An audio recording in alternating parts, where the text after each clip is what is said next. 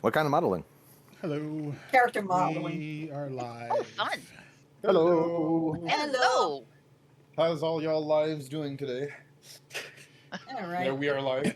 Again, I am on the correct side of the earth. Yeah. And Right side of the I don't have grass. snow. That's a Flowers start, look that's a good. start. Oh, yeah. I thank my lucky stars every time I wake up, and I'm not 6 feet under. Same. You know what? That's a very good starting point. I take it. You know? Oh, you mean? Oh, right. I see what you mean now. Yeah, literally. Like I'm not like prone underground. But you meant with the snow. Oh no, I literally mean I literally No, mean he means like alive. alive. Yes. Your camera does not like you, sir. It really doesn't like me. It's fine. I'm not the face of the group. I'm the voice, remember? There you go. You're doing that fuzzy spell where you're, what did they call that one? Where you, blur. There it goes. Final. blur. Yeah, got just the blur pretend you're going. doing blur. It's all good. Blur, great spell. I always tell my students very that to underused. Underrated. I Yeah. always tell my students at the beginning of the day that I'm winning, and they always ask me why, and I said, "Well, I defeated sleep." I woke Great up from temporary death. Yeah. Yep. Yeah. And then I said, if you're lucky, I've also defeated sweat. Yeah, There you go. not underrated, underused. Like people forget, like like low level spells when you're below level 5, even the ones that scale are tremendously useful. Shield, people sleep on shield. People are like, oh, why need shield? Because there are times where a reaction and +5 AC can save you a hell of a lot of grief. Damage. Yep. It's like, don't sleep on the small spells. It's like, when I played before, it became a slog and horrible, and I just fell out of love with it. I used to play society play for 5e, official 5e society play, and the bulk of my characters were utility bards because everybody played like these really crunchy characters because there wasn't a lot of variety in the campaign settings for society play. So people would would cookie cut these characters and get slaughtered or overpower the game, and I would just be like, I'm gonna play utility bard and just bring some chaos into all this stupidity. And I think one of the best sessions I had was the cleric was down because the cleric did a stupid. The fighter was low on hit points, and the fighter looked at me and it was like, heal me. And I'm like, dun, dun, dun, dun. I'm a bard, bro. What am I doing? how am I gonna heal you? He's like, heal me. You start applying makeup. You put a red nose on your face. Like, I can give you a bandage. You can use it on my potions if you give me money later. But, it's just the power of song can heal like, everybody. But you have healing spells. I'm like, bruh, I'm not that kind of bard. Not every bard has that, bro. Like, sorry. I'm sorry. That's the thing. Way to assume you guys are all the same. Like, exactly. How dare you assume? That is why I love you guys, because no matter how many times I tried to put you guys in a box, you always find a way to shred the sides like the crazy cats you are. So, look, I'm not gonna lie, that's what makes it fun. This is why I've always enjoyed playing these games. You should, as a player, again, I don't like restrictive play. And if a player comes up with something clever, man, I'm gonna give it to them. What's the point of saying no and keeping people on a rail? If they came up with something funny, fuck it, run with it, have fun.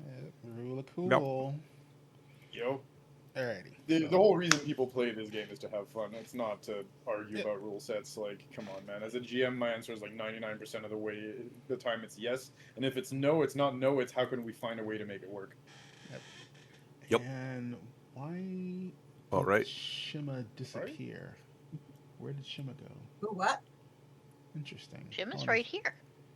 No. Huh? Why? She's showing why- up I on put the myself back screen. in the what's it called? Oh, okay. Don't move yourself yet. I'm like, I was confused. I I did was that like, yesterday. I did that the last week I was like, where'd your because you said we token? were heading back. Like, where'd your token go? I was like, I'm like, do. Like, oh my god, the token's gone. I'm like, did I screw something up? Like, what happened? Yeah, I had put it over there the other day because we were supposed to go back. So Let's see. I think if you change this to tokens, everyone, this should be hit points.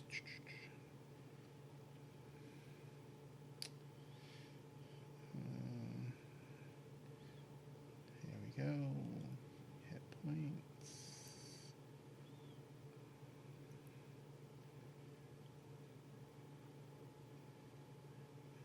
Hero points. There we go. Shimmer. Nameplate. Above. Standard view.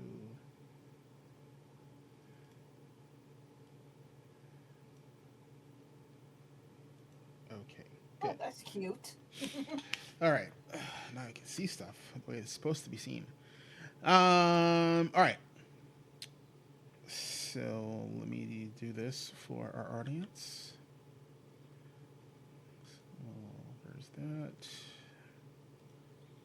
And I'm going to switch over to the map view.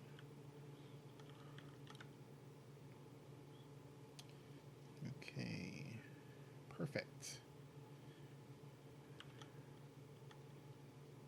And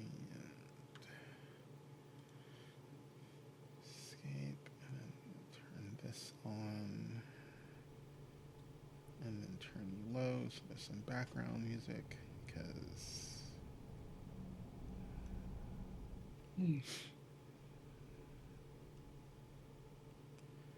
I don't know why this slider always changes. It's like, stay there where I set you last week, and you always change for some oddball fucking reason. I don't know why. But whatever. Here we go. Now there's a nice, dull sense of background music, which I like. So it's not just voice.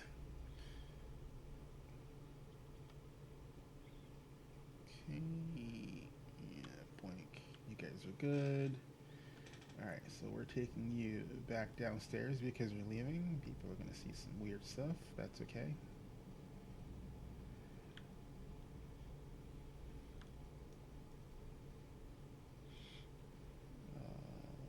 Move you guys together.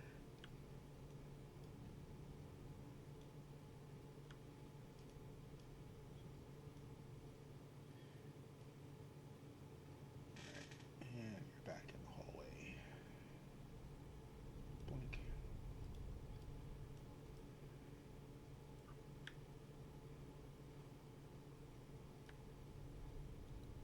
Okay, and boof. There you go. Perfect. All right. So, I approached you guys. I let you know how much money. So, are you counting how much money you took before you head downstairs, or are you gonna wait till later? Because I've already. I'm waiting till later. Okay, I've accounted for how much you guys took. I'm not sure if you're gonna be happy with the answer, but that's okay because it makes sense because physics. Well, I didn't want to take a bunch because You then took he- you then took the two per- you specifically you both said you took handfuls. Milo took one and I you took two. Yeah, I took two. Yeah. So I did a thing and figured out realistically what you could have taken. All right. So are you guys going back into the viewing room or are you heading to the dining room? I just need to know where you guys are going to end up. You've come back downstairs. I'm going back to the dining room where we were supposedly be Yeah. waiting. I'll be where. Yeah, I'll go. Same here. All Make right. it sound like we didn't leave. So then Well, I mean, we'll- I did. I took Ashy for a walk. and A walk. I apologize that I'm still dark, but I opened up my blinds to try and let some light in, and it did make a lick of difference. Physically, in my room, I can see that it's lighter and more visible, but for some goofy reason, my camera is like, nah, bro, you're a shadow.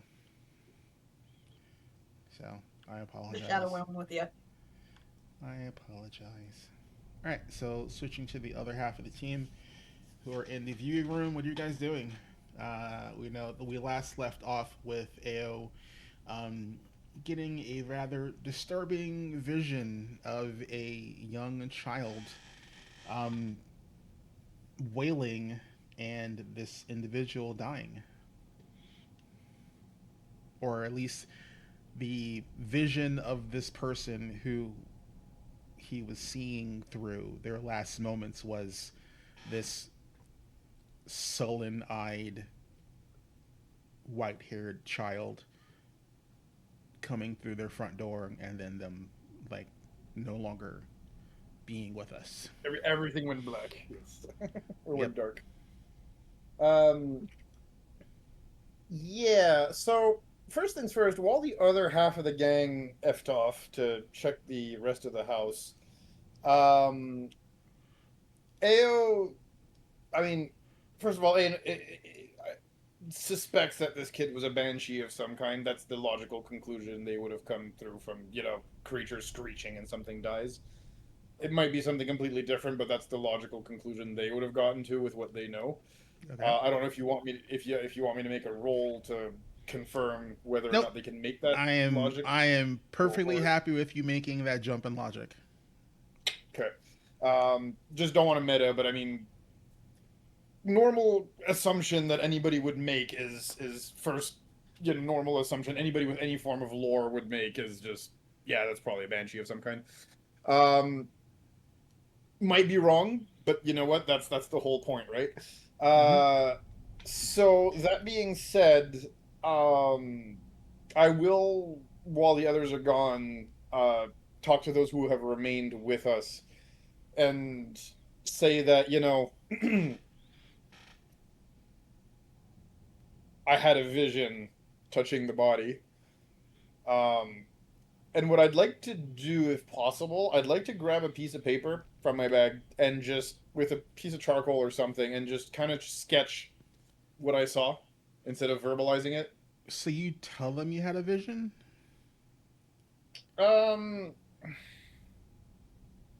Not in those words. I think to be careful, because we're still in a house, we don't know who's listening. I think what I would probably say is, how would I say it? Before saying anything, I'd do the drawing, and then I'd say, maybe I'd say I saw this. That's a lot more neutral and less, people see things all the time. It doesn't mean I had a vision or anything like that, but I would just say I saw this and then show them the drawing. Okay, give me a second here. I just want to get your I don't want to go and say, oh, I had a vision, because, who knows what walls are listening right now. Yep, so I have to ask. Let's see. Crafting. Understandably. When dealing with cult, assume worst at all times. I've seen enough shenanigans in that church to go, this might be a cult. So your character, I'm not sure where you're pulling your character from, because it's still blank. But I'm gonna need a performance check. So you can fill it out later if you're looking at a different location. That's fine. Just I just use Path Builder, and I'll fill it up, no problem. When You said you want a performance check, right? Yeah. Yeah, because it's artistic, so it's performance. Absolutely. I'm just trying to get to it right now. Give me 1 sec. My computer's a little slow. Come on. Oh, Jesus. Okay. Yep, I have to deal with an aged hamster in my computer as well, so I feel you. Yeah. It's doing the thing where it starts to stutter. Give me 1 sec.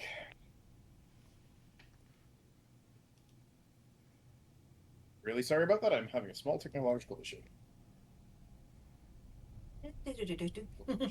Minutes. Let's go. I was logged into Google, and apparently my computer decided to log me out of Google, and now I have to go back into Google because we have the character saved on the drive. Yep. Character, come on, give me the Google Drive. You go. All right, Kitsune Oracle. Yes, accept. Thank you. You said you wanted performance, correct? Yep. Alrighty, I can do that for you. We actually have some degree of training in performance. How does a 16 plus 15, 31 do you? All right, yeah, you're able to, to sketch a, you know, to sketch a fairly accurate visage of this little girl that you saw. So you have so on your character sheet, if you want, you have a charcoal drawing of creepy little girl. Creepy girl that screamed person to death. Drawing made of charcoal. Okay, there we go. Save notes. But yeah, so we'll definitely show that to the others. Like and I'll write your teammates, or are you showing it to the family? Teammates, obviously, not to the family. Are you kidding me? Oh, I have to ask because No. To the teammates, and at the bottom of the paper, it's written, "She screamed the dead body." Like she screamed the person to death. All right, and I need to know. Are you trying to be discreet with this drawing, or are you just doing Obviously, no. Obviously, we're trying to be as contained with the information as possible. So I'm really maybe taking our friends aside to a corner of the room where we're not with a bunch of people around us and just kind of showing them very discreetly the image. Cool. Then I'm gonna need a. There we go. I'm going to need a deception check from you, please. Deception, okay. Yes. Okay. Not as good as the last one, so 15 plus 8 is what? I can't math today. 5, 6, 7, 8, so 23. 23. Give me a second. I just need to see if the game did me a solid and gave me an actual character sheet for him. They probably didn't, so I'll have to use generic villager. I don't like to make up NPC tokens if they're not my NPC. But the game did not give me an NPC. He's an actual character. You couldn't have at least given me something. Silly. Alright, I'll have to come up with a generic token for Vandy later. Because they didn't give me one for him. So you sit yourself in a corner and you're sketching this thing. Let's see. You said you got a 31? For the sketch, it was a 31. For the okay, that was the sketch. Deception was 23. 23. So let's see. 8 plus 15, yeah, that's 23. Making sure I'm not mathing off. But yes. 10. You can have the 10. So as you're sketching this figure, for the most part, the very few relatives that remain there don't really notice because they're occupied. But Vandy being the dutiful mortician, he's going around and checking on everyone's condition and yada yada. As he steps past you and he sees your sketch, the color drains from his face. Do I notice that? Give me a perception check. Is he discreet about this or not? What is a second here. Plus perception, you say, yeah? Correct. What's my perception? It's DC's not super high, so you should be able. No, you should be able to make it. I'm just looking for perception. Oh, it's all the way at the top. That's why. Yep. Yeah, that's a 28. 28. Yep, you succeed. So Vandy notices you making this drawing. He seems very uncomfortable. And he excuses himself and he leaves the viewing room. I would like to follow him as discreetly as possible, and I have something I want to do the moment I'm out of sight. Okay, give me a second with that. Yep. So he leaves. I have to get a token from my generic token list and use that as Vandy. So he books it. He's just like, I'm out of here. He excuses himself. He's very nervous. And I need. Let's see. You guys are up there. I need either Milo, Shima, or Shothra to roll me percentage. Because this is Who wants to do it? This is all somebody else can. happening. Oh, you want to do it, Shima? Sure, I'll do it. Alright. Yep. Okay, percentiles. Yep. You and I'll take you.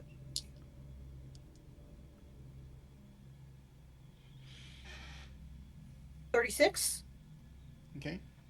You successfully all move into the dining room. And as you guys are moving into the dining room, you see that since you rolled Shima, you're the last one in.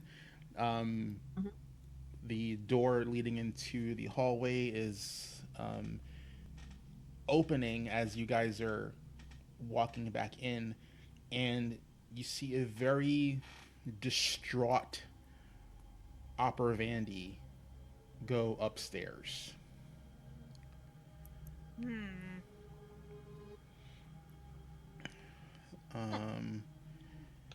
Now,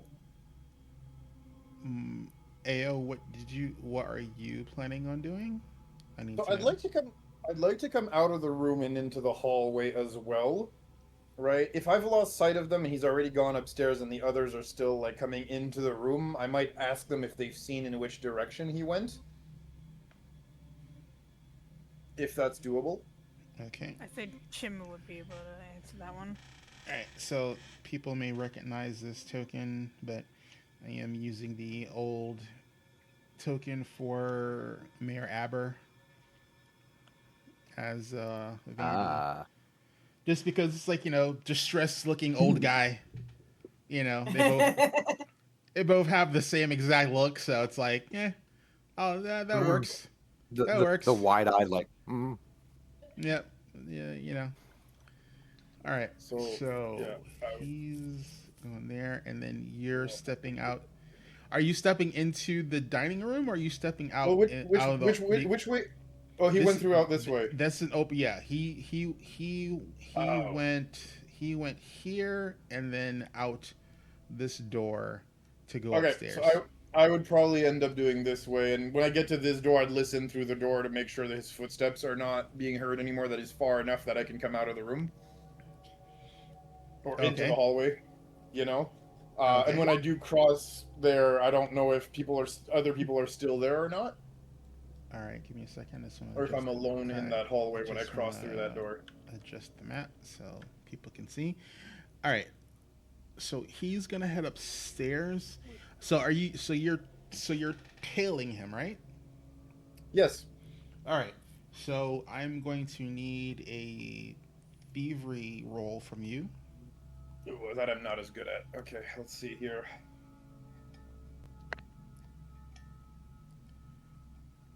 I mean, it's not amazing. That's a 17. All right, 17. let's see. Let's roll his perception.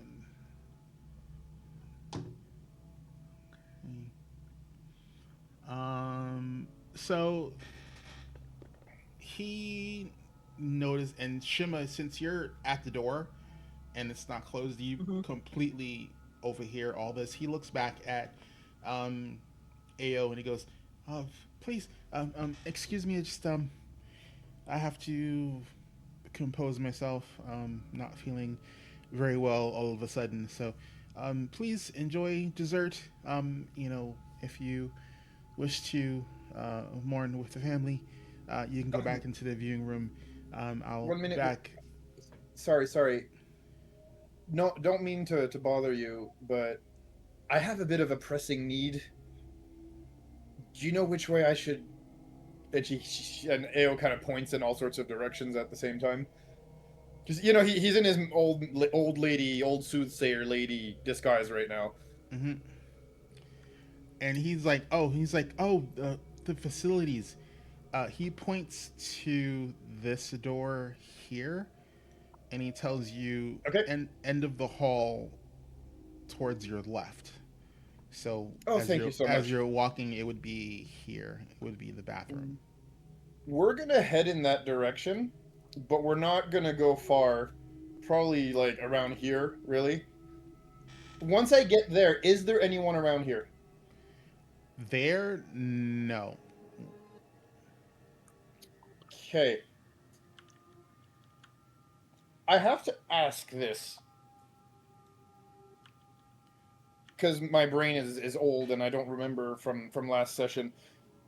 The owner of this place, is that him or is that someone else? That's him. That's Opper is the owner and Perfect. proprietor of this establishment / house. Perfect. Do we have Oh no, I can. Oh, that's even better. Wait a minute. Okay, I know what I'm gonna do. Okay. Bear with me because this is gonna get a little. We're gonna wait until he's up the stairs. All right. Because he was headed up the stairs when I bumped into him. Correct. Yep. And he's gonna head upstairs and go into his. Well, you don't know where he's going. I know where he's going, but yes, obviously. And then when that happens, I would like to do a thing. All right. What Oracle nonsense are you gonna do? I don't know if it's gonna be Oracle nonsense or Kitsune nonsense. I'm still on the fence, but I'm thinking of having him loop back around, go up the stairs, and once I'm up the stairs, oh no, I have to choose. Yeah, choose wisely. Well, I don't know if that's wise, but I am thinking of choosing something. Can I even do that? Give me a minute. I have to read something. Give me a minute. All right. So while you're reading that, and this is happening, Yeah, go ahead. We're, Go ahead. We're gonna move to the other people. So Cantrell, Gwennon, and Jathal. Let's get you guys in focus.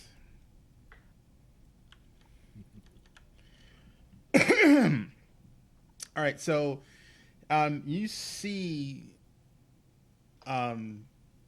I'm not even going to make you guys roll perception because it's very obvious what just happened. As Opper was walking around and consoling the very few remaining family members, he walks by Ao, who's for some inexplicable reason sketching something on some parchment, and then he gets very distraught looking and exits the viewing room through the open wall, and then proceeds to head from the perspective of the map northward, because you all can see that he would have turned left because it's open door, and Ao apparently chases after him.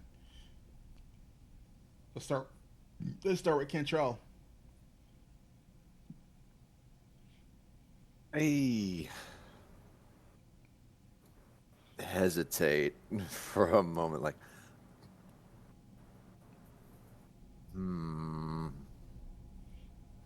and he's pretty much seated, and he was in the middle of just ruminating on some thought or other, and when he sees Ao leave his sight, he just kind of, there's definitely something up. Just kind of looks over to Gwennon and Jathal, and it's like, do you feel like everything is kind of off? Does Gwennon need to roll anything to be able to respond to that? No, we're in open exploration. Okay. Uh yes, I'm very uncomfortable here. Just overall. Understandable. It seems odd. Many things seem odd, but yes. And his behavior just now, I mean, I don't know why this particular viewing would upset him any more than any other. And he seemed fine at supper. Jathal is going to interject and say, whatever our resident soothsayer was sketching seemed to have triggered an adverse response with Mr. Vandy.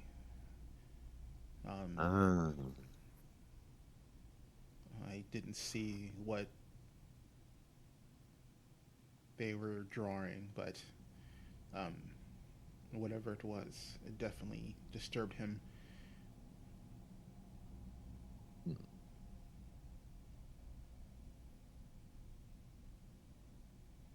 Well, I do not know them well enough to vouch in doing something uncanny, but I can't imagine they'd cause too much trouble at a third-party event. So, Little does he know. if it pleases either of you to follow or investigate, you're more than welcome to. But I am hesitant to leave this room. Now, at this point, which room are we in? You're in the viewing room where you view bodies. Where? Okay. Okay. Did you want us to stay then? Because I'm not terribly comfortable here. I am okay with staying So for any of us. So Kinchel's gonna stay, and Gwennon, you're going to chase after Ao. Sounds like. No. Like, I'm at this point, I'm not just sure where the rest of the group is. Like, my impression is that they are now back in the dining room. You hear some commotion in that area. So Yeah, you would I think I presume- would go that way first to see what's going on. But somewhere in there, like when we were speaking in the last session, I had said that Jathal and I didn't go into the viewing room actually. But I'm sorry. I'm not sure how. No, I'm not sure how we want to order it. But somewhere along the line, maybe even after dessert, I'm not sure. But Gwennon wants to make an excuse about wanting to give her compliments to the chef because the meal was so excellent, and she wants to get into the kitchen. Wherever we fit that in. I'll leave that to you. All right, so we'll just say that. But you said we were just going to have dessert now, so yeah. Thinking is it would be after dessert, so. Yep, we can retconny that a little bit. Or however we have to fit all these little pieces, because there was obviously a spot where part of the party who didn't go into the viewing room went upstairs. Yep, I will say, if Jathal and I could have gone into the kitchen, then circled back into the viewing room and talked with Cantrell. I will say that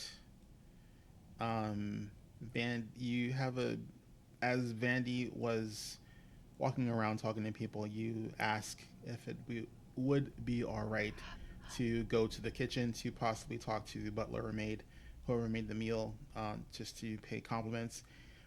He looks at you and he tells you that's fine. He basically tells you that he points. He says the kitchen is open. He said if you just head through. He says if you just head through this door and just keep heading straight, the kitchen will eventually be on your right. Um, So and that's this room here. that's this room here. Oh, that's the kitchen. Oh, okay, sure. That's the kitchen. And then he'll tell you that basically, I don't mind you going to the kitchen. Just if you know if the maid and the butler are cleaning up, just trying to serve them their old, they're set in their ways. And then after that, he has the little episode. He leaves. Ao leaves.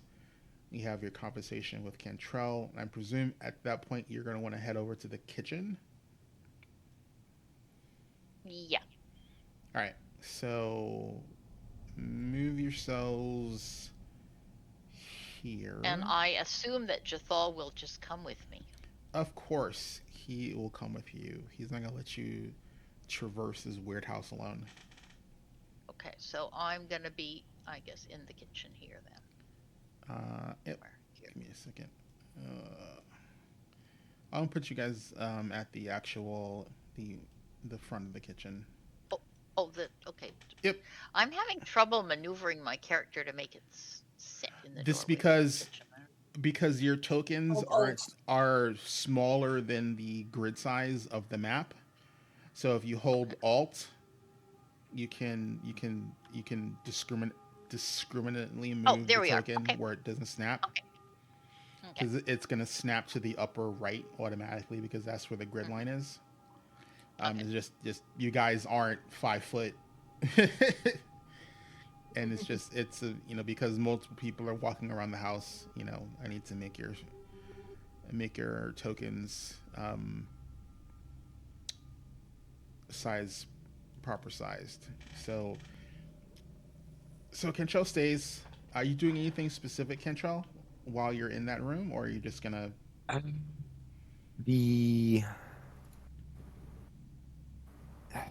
Honestly, it was his idea to stay for the viewing, and it would be in poor taste if he was the only, one of the few people that actually left the viewing room too early. But considering the fact that he is quite literally the only one in his party that is here, I believe he's actually going to go check up on those in the dining area Okay. and touch base with them, and excuses himself after a conversation. Yep. You can Comes you can through. you can head in there, and then I need to know from Shima. So a lot of things are happening right now, and you're kind of like the spoke, the hub in this weird spoke nonsense that's happening. So you see Opera Vandy, distraught, head upstairs, tell Ao where the restroom is. Ao excuses herself and leaves towards the privy. While that's happening, Gwenin and Jathal walk past you after that's already happened and head up to the kitchen area. Are you staying at the door going into the dining room to try and assess what's going on, or are you going to follow or interact with any of the other companions? I would believe I would be staying at the door, just listening out, making sure everybody's all right. All right, so you're taking point. All right, so before we get back to Gwenin, let's stay with Cantrell. So Cantrell, you see Shima kind of point on the door. Mm-hmm. So Milo, Shothra, you see Cantrell come in. He has a bit of concern on his face. Cantrell, what are you gonna ask? Because I figure you just have a pressing need to, you know, say something. He's gonna take a seat. And it's like, okay, lots of moving pieces right now. Right then, I give him a piece of pie. You look stressed. Pie always helps. I do the same thing with chocolate, thank you. I always hope All something right. like that. So, you have all been here. And he kind of says that, like, knowingly, like, y'all have been here. Tell me what you're feeling about this place so far. Well, That's good pie. That's good pie. Fucking Milo. I do agree with that. It is good pie. That's good pie. Well, I kind of went snooping. I look Really? shocked. I What? also look shocked. You laughed? But, you know, they all think I just took her for a walk. Wink. Gives a thumbs up, like, perfect cover. Okay. Now, any serious concerns? Yes. Oh dear. So remember that rumor I was telling you about? The one about people dying in mysterious ways? Yeah. Because he owes a debt to somebody. Well, it's Mm. true. Really? Yeah, I found it. We found his office upstairs. And I went snooping. And I found his records. So, there's a handwritten note from 15 years ago. He owes debt to a Roger Swinton of $750.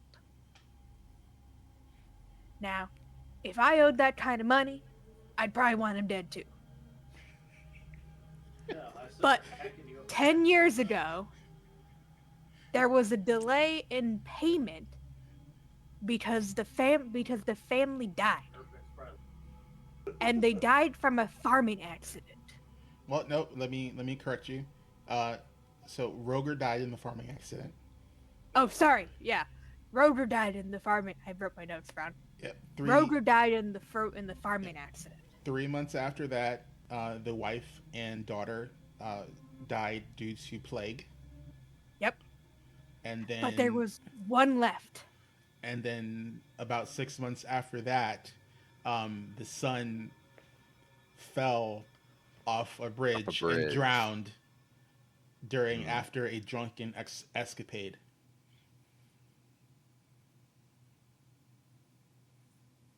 Bad day to go drinking. So Okay. this is kind of weird. You took your dog for a walk? Totally. Upstairs, but they think I took her outside. Oh, I don't know. Okay. So this is a little weird. How could they all die that very far apart? Not that far apart.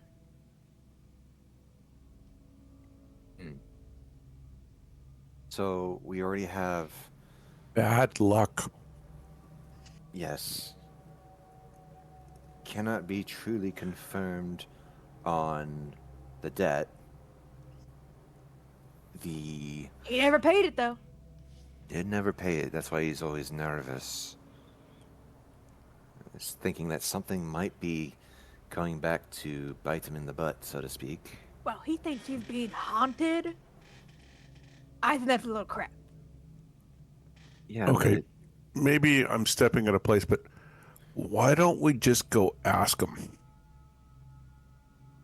considering how he looked just a few moments ago, I don't think so.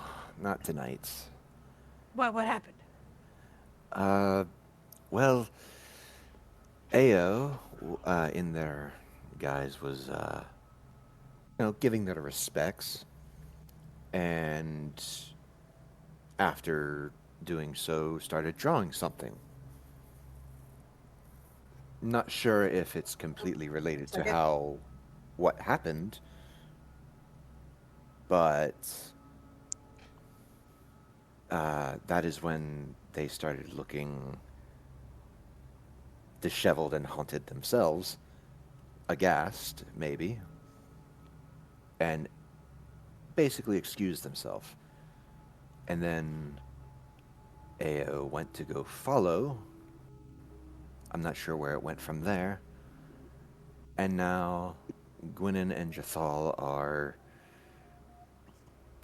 going, I would assume, to the kitchen, but I could be wrong.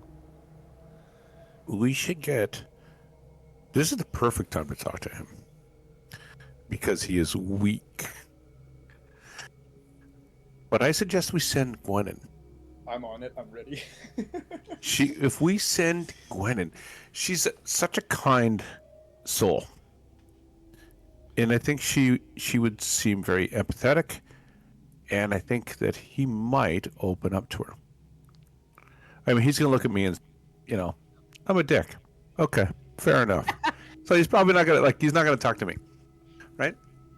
But Gwennon is like that nice friend that you talk too much to. Then they know everything. Confidant. Then you have to kill them and hide their body. I mean, there's You have a point.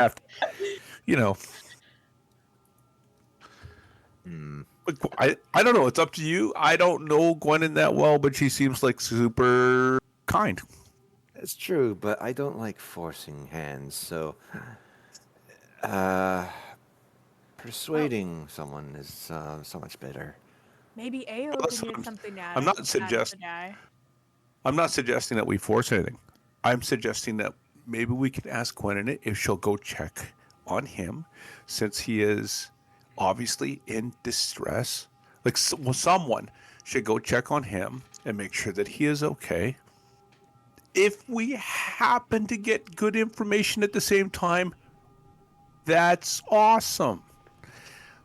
If we don't, then we go to plan B. I have tools for that.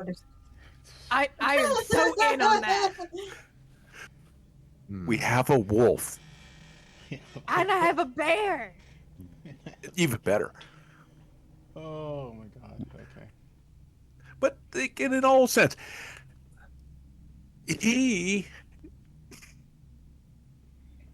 to be empathetic, Okay.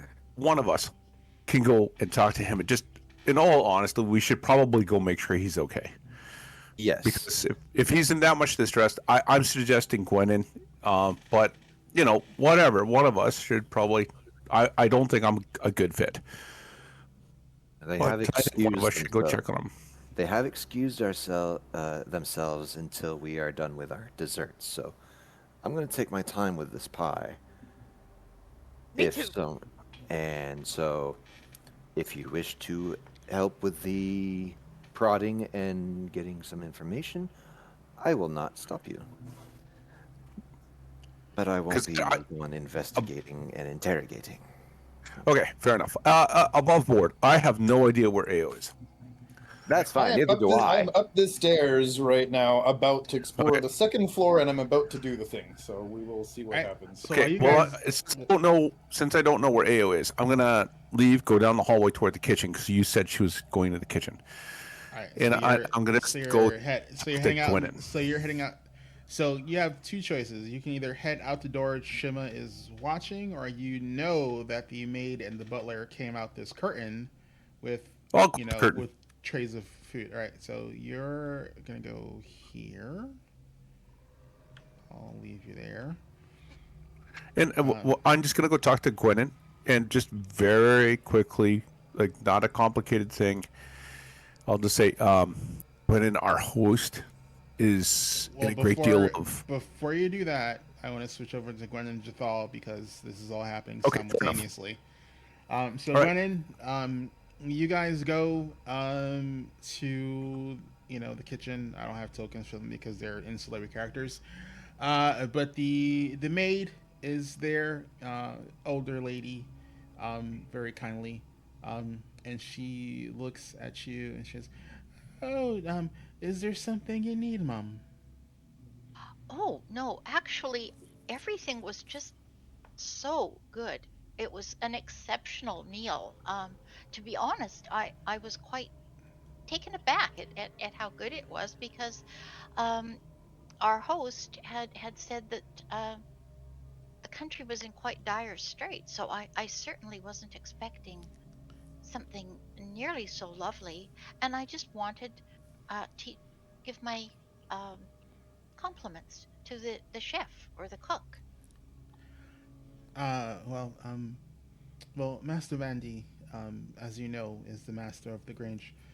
So, um, you know, in lieu of um, some payment because of the terrible drought situation, um, he has just taken goods from the the farmers and whatnot in the sward.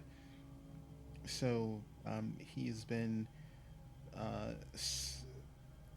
he has not been taking his full payment, um, so that um, the actual farmers can concentrate more on actual growing as opposed to finding ways to um, give up more gold that they would use otherwise. It's easier for them to you know give a bushel of something here and there as opposed to paying towards his salary. Um, you know, I didn't mean to speak out of term, but um, you know, with all the untimely death, um, he's not had to worry about receiving much of a salary from the Grange. Sadly, there's just, there's a dark cloud currently on the Swordlands, and we've been through bad times before, but um, just something's off in the last few months. Well, a few years actually. Um, but this is as worse as I've seen it, and I've lived in the SWAT for a long time. Okay. Based on that, I want to do three things. Um, First, I want to do an overall perception check to see if there seems to be anything odd about the kitchen or if it seems that I guess this isn't the storeroom, but just if anything seems odd or off.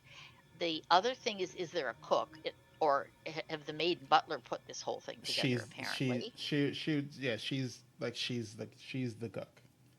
Okay. And then the third thing, I want to know, I want to do some kind of a check to see if her story kind of rings true or if I feel she's kind of covering up for Vandy in some way. All right, so give me the general perception check first. Okay. No, that's poor. That is going to be a 24. 24. It looks like a normal kitchen to you. Okay. You know, Um, stoves, ovens, everything. Nothing seems out of place. There aren't any, dismembered limbs hanging out of, cupboards or anything goofy like that. mhm. Just seems like, it's surprisingly well maintained considering it only seems to be the two servants maintaining the house. Okay, so there's no cook as such. She's the cook, but She's the she's cook all as well. yeah. Okay. And to just get a feeling of whether her what she's saying rings true. Um, give me a give me a society check. Okay. Um, Does Default have anything he can boost that with for me or no? If you kind of look at him and kind of like he can attempt to give you a plus Okay. one, but that's the best he can do. All right, sure. I'll take that. So let's see. Oh, Uh, it was a Kraken. okay, so So, yeah, so you're fine. Good thing because he rolled poorly, and he would have actually subtracted one from you instead of giving you oh, one. okay. All right. So, that's actually just a 21 then that I get. It doesn't matter. You rolled a crack, and it's a success. Yeah, okay. So regardless, she seems sincere. Okay. Kindly old lady. She's probably giving a little bit too much information than she should, but she's just an old lady. She seems very happy to have someone other than the butler and Mr. Vandy to talk to. Okay. I will walk over to her and I will take her hand and put it in my hands and I'll say, well, thank you so much. It was truly a very special dinner. And tell me, how long ago did all of this start? You said years ago. How long has this been going on? Um, Give me a diplomacy check.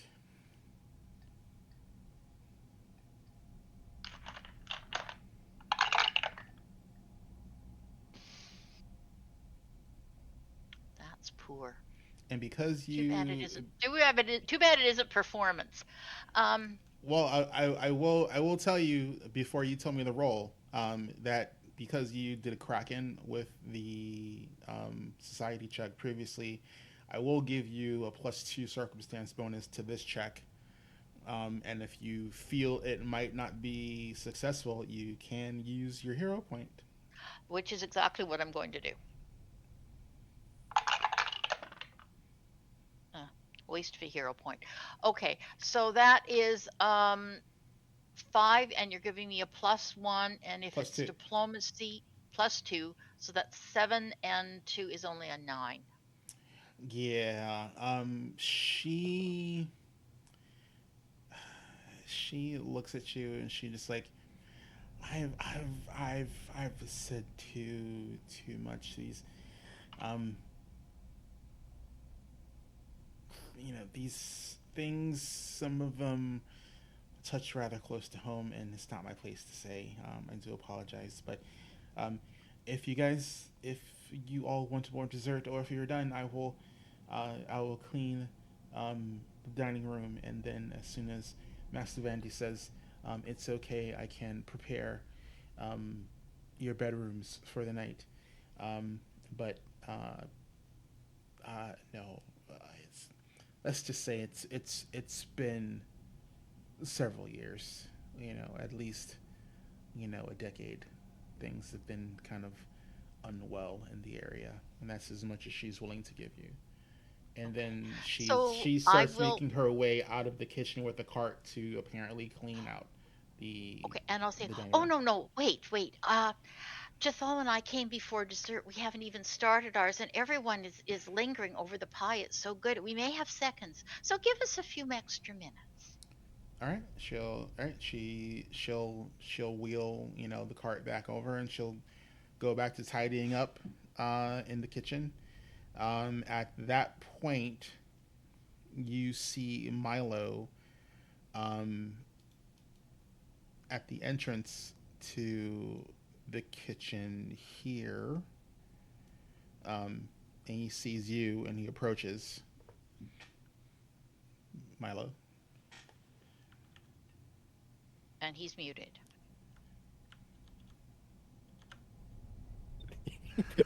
You're still I muted. don't like talking Oh, to there you go. people, so that's why I mute. Well, anyway, I go up to Gwen and I go, "Hey, Vandy went upstairs. Oh, I don't know what's going on, but I was told that he was really upset, and this is not in my wheelhouse. Like I can usually lie my way through all sorts of stuff. Sincerity is not my bag. So I get a sense that you're a kind and sincere person. So I was wondering if you could, I don't know, go check on him. Okay. Something about Ao was drawing some sort of picture. Oh, Hopefully it's something appropriate. I do not know what it was. Because, Well you know, played. that's what goes Well through my played, sir. head. The guy got shocked and left, and I'm like, what the hell did Ao draw? I see you teach 10-year-olds, sir. Yes, yes. Yeah, you you know, would, I yes. really, I really don't know Ao that well, but you know, thank you for your compliment. I'm, I try to be kind, but I'm really not terribly diplomatic. That really is I don't, Cantrell's department. Is yeah, but Cantrell? Cantrell has decided to not check on Vandy. And I don't know why, but he has decided to not do that. And I feel that someone needs to. And I just feel that I don't know where Ao is. Cantrell is not going upstairs. And then we have people that like to pound crap for a living. So out of all of my options, I'm thinking you're the best one at this point. It is up to you. I'm just saying I know he's upset and in distress. We don't know why. So someone should Well, check on him. And the only Cantrell thought all of us would be overwhelming. well, the only thing I could offer is, I mean, perhaps you know, it coincided with him feeling unwell, although the rest of us seem to have eaten and been fine.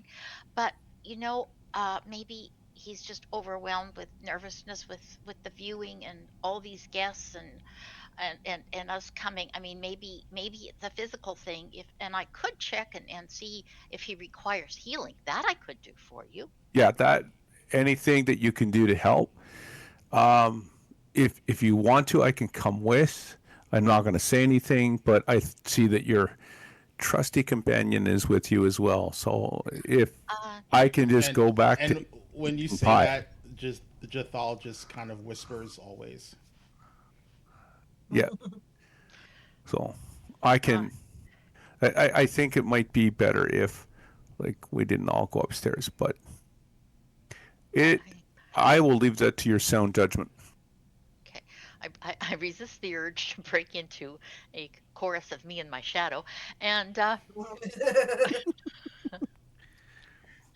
I will. Milo's standing there going, "So is he really like there for her? Is he just like a stalker?" Are you thinking that, or are you saying that? I'm thinking it. Are you Okay. kidding? I can see Jathal. One, he's hot. Two, he's large. So no, going through my brain, not through my mouth. Well, he's large. Well, he's All right. large for an elf. Yeah. As Well, I whatever. mean, he has very distinct elven features. I'm not gonna say if he's full elf or half elf, but yeah, he's large for an I'm elf. just. I've seen him. I've seen him punch things. I'm good with not doing that with him. All right, so I'm presuming, Gwennon, you said you're gonna go at least check on him physically. So are you heading to the upstairs stairwell? Yeah. And just I don't know if Milo knows, but I'm actually it's probably on my character sheet, but I'm a half elf, so he kind of towers over me anyway. So all right. So Oh, yeah, Milo simply doesn't care. yeah. Alrighty. So He judges people by actions and not anything else. All right. So alrighty. I'm gonna put you at the base of the stairs. It looks like Sure. Milo is heading back into the dining room. And then while Yep. this is happening simultaneously, there's so many fucking moving parts happening right now. Sorry. I love it. Ao, where the hell did you move your token to? Oh, just the top of the stairs. Oh, okay, you're not there yet. Oh, okay, then back at the bottom of the stairs for me. One Yeah. sec. Okay, Yoink. so you're.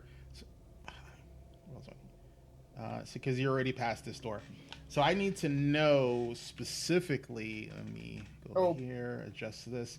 So I need to know because you said you were going to do a thing. So I'm figuring you're going to do the thing before you head upstairs. No, I can't just yet. I was gonna do it in the staircase Okay. when I'm sure that nobody's there to see it. All right. So what is the thing that you're planning to do? When I get to the staircase, I'm gonna like go to the top of the stairs and peek right, left, make sure there's nobody else upstairs right now. Which is why I Okay. was saying I was gonna get to the top of the stairs. All right. And So I need you and Gwennon to roll me percentage dice. okay.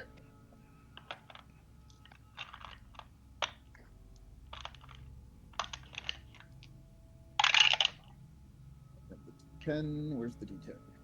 28 for me. 54 for me. Okay. So you are able to move up into the upper stairwell before Gwennon and Jathal move down. Okay. So, and it's because of your rolls, it's significant. So Gwennon doesn't even see you move into the stairwell. So there's no need to worry about that. And Okay. before we get into shenanigans, because I'm presuming this is gonna take a while, let's take a break. Okay. Now, Yeah. Good idea. Yeah. It's gonna take me at least a good 10 minutes to do everything. Yeah, so let's take a break. So we're gonna be right back, everyone. We're gonna take a break and deal with all the crazy that's happening. Bear with us. It'll be about 5-10 minutes, and we'll come back to the crazy. So we'll catch you guys in a few.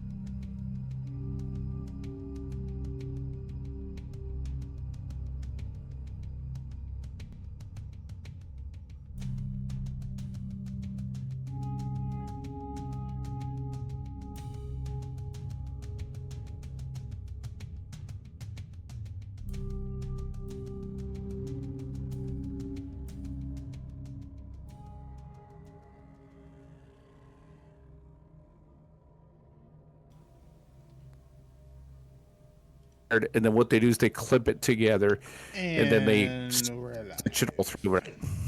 Come back. Oh. And we're back. Like, so, as I was saying on break, I am going to apologize if my phone rings. I'm answering it because my wife has a problem, and I'm not going to be able to solve it, but she may need to yell at someone, and that is my designated job as husband. Wise words. I'm not going to get into it, but I understand. Yep. Nope, it's fine. It's actually, we've been married for 33 years, so I get it. And I don't take it personally. Just sometimes you need the vent. It's all good. Yeah, Yep. Normal. Completely normal. Yeah. Yeah. And thank God my wife is blunt like a sledgehammer, because I am not smart, and I'm not reading between lines. Screw that crap. So when she's pissed at me, she says, "I am pissed at you," and I go, "Oh, okay." You know, that's such a blessing, though. There's nothing worse than having to guess. Oh, So you know what? Like, I love it. Like, yeah. you're Yeah. pissed at me. Nope. Tell me, problem solved. Well, not problem solved, but at least I can be there for you. You know. Siva knows my wife. She is about as subtle as a bull in a china shop. Nice. Mythbusters Yep, have That's debunked a that. compliment. A bull in the china shop is not necessarily a destructive thing unless it's on a rampage. There you go. There's video true. proof that that analogy is flawed. What do you think about Ferdinand the bull? He just wants to sit around and smell flowers. I got a dog like that called Toaster. She sits in the backyard and she smells the flowers. Okay. Alrighty, so let's get you guys back on the map. All right, let's see what chaos AO has gotten us into. All right, I apologize. so let's. Don't Never need to. apologize for chaos. Nope. Chaos is awesome. We are if we were playing D&D, our alignment would be chaotic, Good. Hopefully. stupid. Chaotic Yeah. stupid works too. Yeah. That's what I call most paladins. Right. Fair enough. All right, Ao. All right. You're in the stairwell. You've bypassed everyone.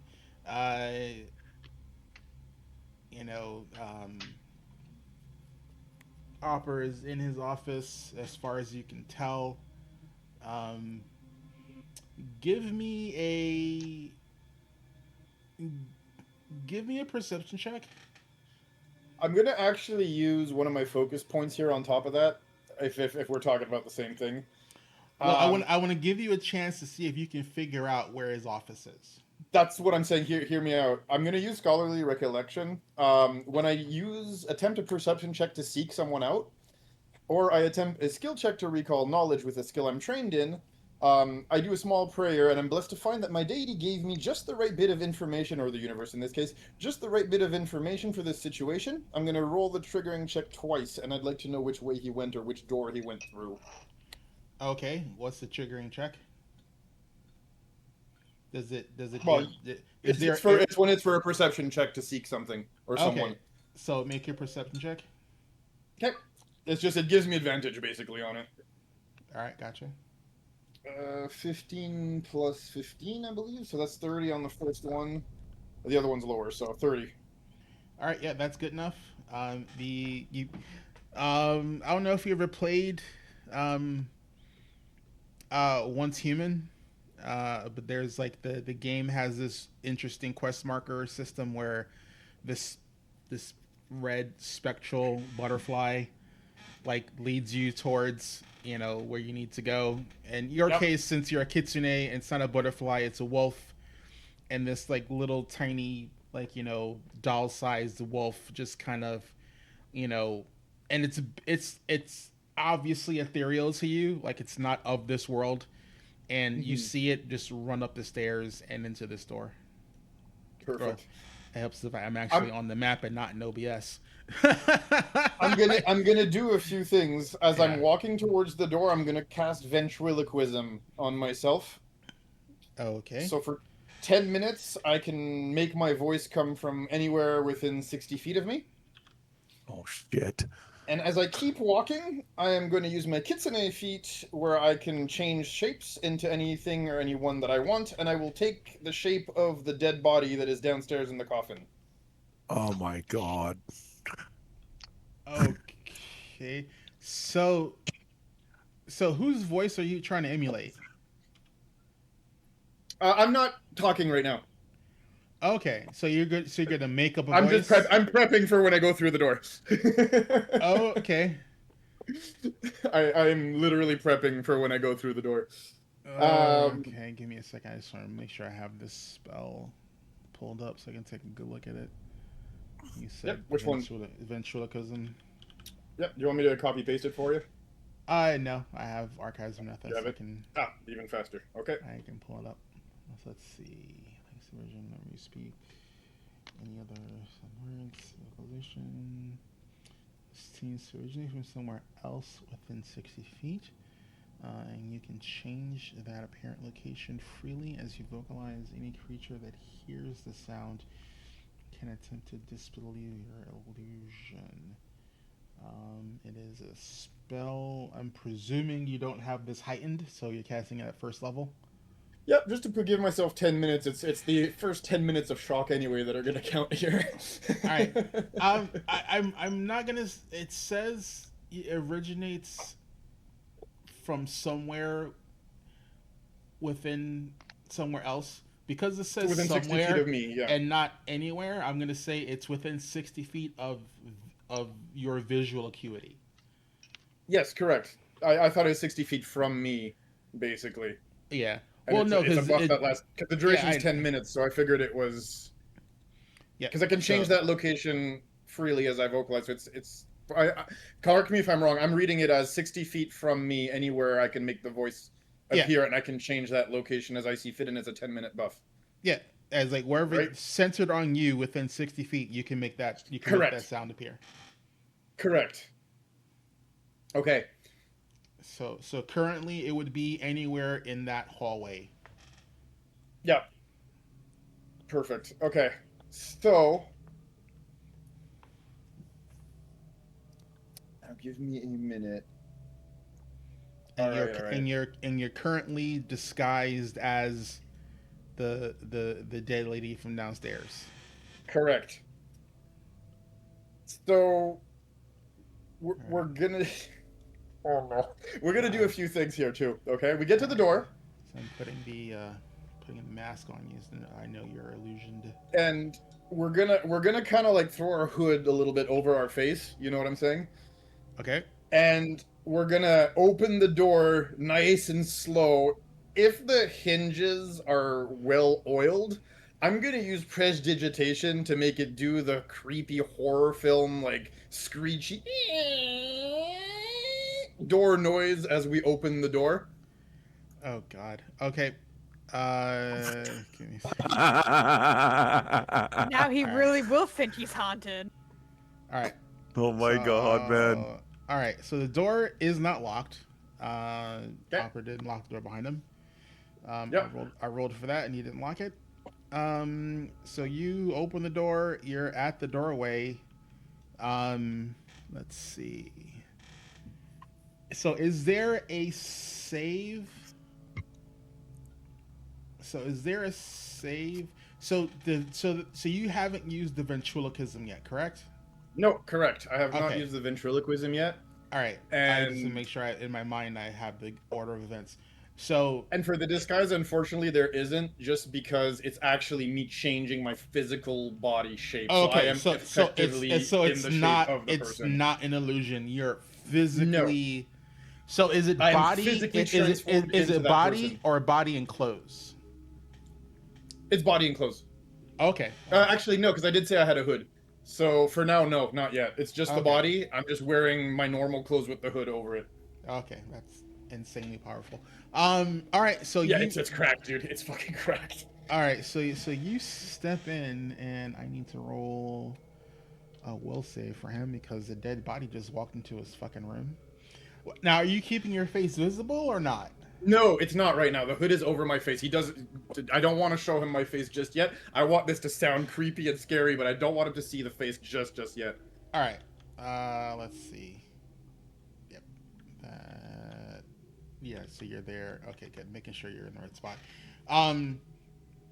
So yeah, he's still rather distraught, and and he looks and he goes, I'm sorry, office hours are closed right now. Please, speak to my butler downstairs, or if you're here for the viewing room is downstairs. You really should be up here. I'm not sure who let you up, but please, if you can give me some privacy, sir, madam, not. So, as he says that, I'm going to do two things. We're going to start using the ventriloquism a little bit, and at the same time, I'm going to use another prestidigitation, okay? Okay. If that's So- possible. So, Well, he's Mhm. going to see you casting because it has somatic components. I mean, we've got long sleeves. I'll do the mumbo jumbo in the sleeves. Okay. So are you trying to? If Are you you want. trying to? Are you trying? Because I need to know. Are you trying to disguise the casting of presentation, or are you? Yes, Then I need If possible. Then I need a deception check before you start casting it. we are well trained in deception, and that's a nat kraken. So I think we're good for 35, sir. All right. I have to roll to see if he Oh no, meets it. 100%. Yep, Let's see. 100%. I shit you not. I rolled a kraken. No, I love it. Oh my god, that is great. So as far as Honestly, you're though- as far as you're aware, you're being deceptive in your casting. You can still cast it, but he's going to notice that you're casting spells. I don't mind if he does, because at that point we're gonna he's just gonna hear, a whisper saying his name coming from behind him, and then from the side of him, and then from above him. And it's said with a creepy intonation to the voice, Let's see. So, yeah, like Fendi. All right. Exactly. All right. You So fucker. usually ghosts don't swear, but I'm You like, okay. owe me money. No, we're not swearing, but it is just going to be his name. As we're going to take a couple of steps forward, and the spell is just going to make... I'm going to use the soiling effect of prestidigitation to make, like, fake blood just drip down the walls. Okay. So I should so I need to know what your spell DC is. 'Cause I 27, rolled sir. 27. Okay, I rolled really high. He disbelieves your ventriloquism. Doesn't matter. He's still hearing the voice coming He's from still- different directions. He's all right. So he is going to look at you and he's going to say, "Are you the one who's been tormenting me, making me see those visions? I will call the constable." So, when he says that,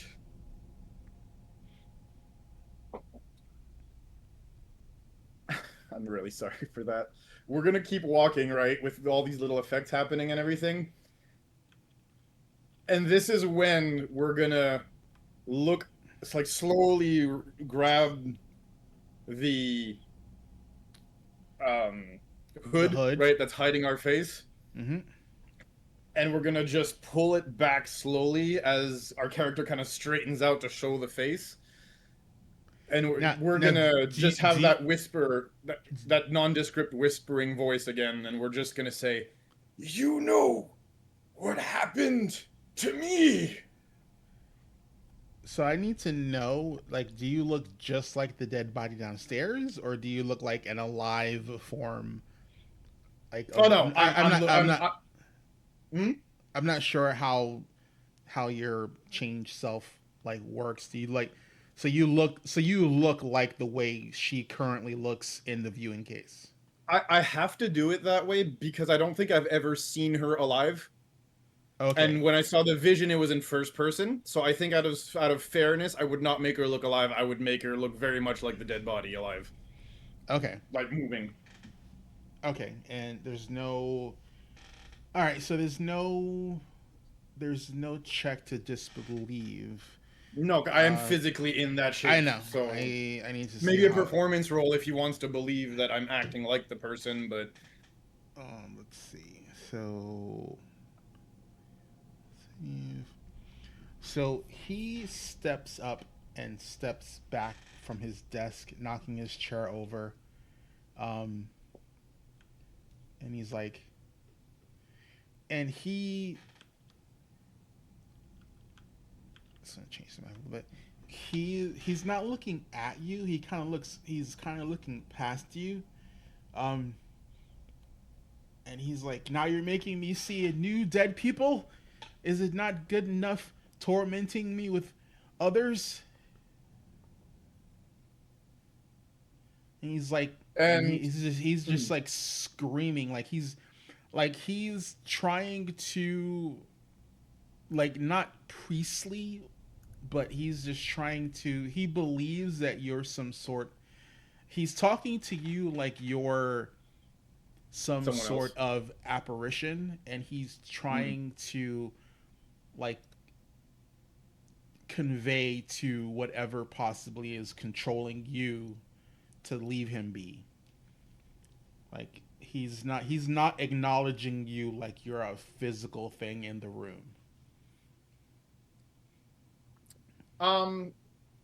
We're gonna walk up to him again, and the hand is gonna come out, and it's gonna touch him on the chest so he feels that we're physical. So you're And gonna I'm walk. gonna So, say, so you're gonna walk up to him.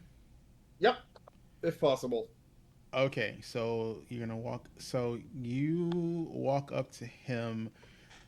So when you start walking towards him and your hand is outstretched, I'm gonna need initiative. Okay. And before we roll initiative, because this is gonna happen simultaneously. So Gwenin and Jathal, I need a perception check from you.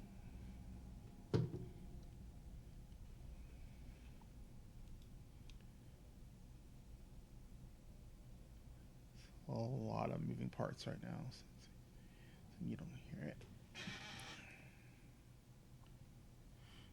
What'd you roll, Gwenin?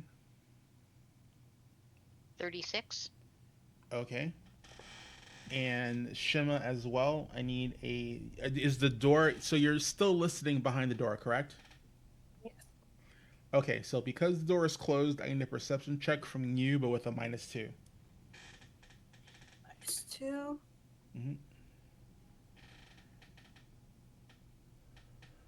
That is gonna be 28. Okay. So you hear two sets of footsteps approaching and walking up towards the stairs. You also hear you don't hear it clearly, but you hear yelling, and it sounds like Opera's voice coming from above you. Sounds like something's going on upstairs. Gwenin and Jathal, you hear Opera yelling. Right. He's telling something or someone to leave him alone. And that conversation he had, like, about, you're basically haunting me with a new dead person. You hear clearly because he's yelling. What are you doing? What's Gwenin doing? Yep. Okay, I'm going to look at Jathal with a, oh my gosh, look, sort of, and kind of, sort of a, do we, I think we need to go see. Kind of look all at once. So you're doing that, like, unknown, like, non-speaking verbal, communication thing. Because yeah, all right, yeah. He knows you well enough that you want to go upstairs. He will follow you upstairs. So Does he look like he's in agreement with this, or he looks like he thinks I'm making yet another poor choice. No, it's like, based on the yelling of what's going on, he's like, shenanigans are afoot, and he's like, he's gonna follow you up the stairs. So you get to the stairwell. So Shima, back to you. You hear you hear hurried running up the stairs. And Something's I going think on upstairs. at this point, just because of everything, because there's yelling and everything, I don't think I would even be worried about trying to stealth this out. Yeah, that's fine. Because this is all happening simultaneously, so I need to like basically keep a track. So Shima, do you let anyone know that, hey, some Yeah, shit I basically just say like towards control. Hey, something's going up the stairs. There's yelling. Are you Although, guys in the main viewing room when you say that? Yeah, Or No, they're we're We're in the dining dining We're room. eating pie. they're in the I'm dining like- room eating pie. Oh, this pie was actually getting really good. Meat pie. Mm, No, it's sweet pie. Something sweet. Yep, although It is Gwennon, rhubarb.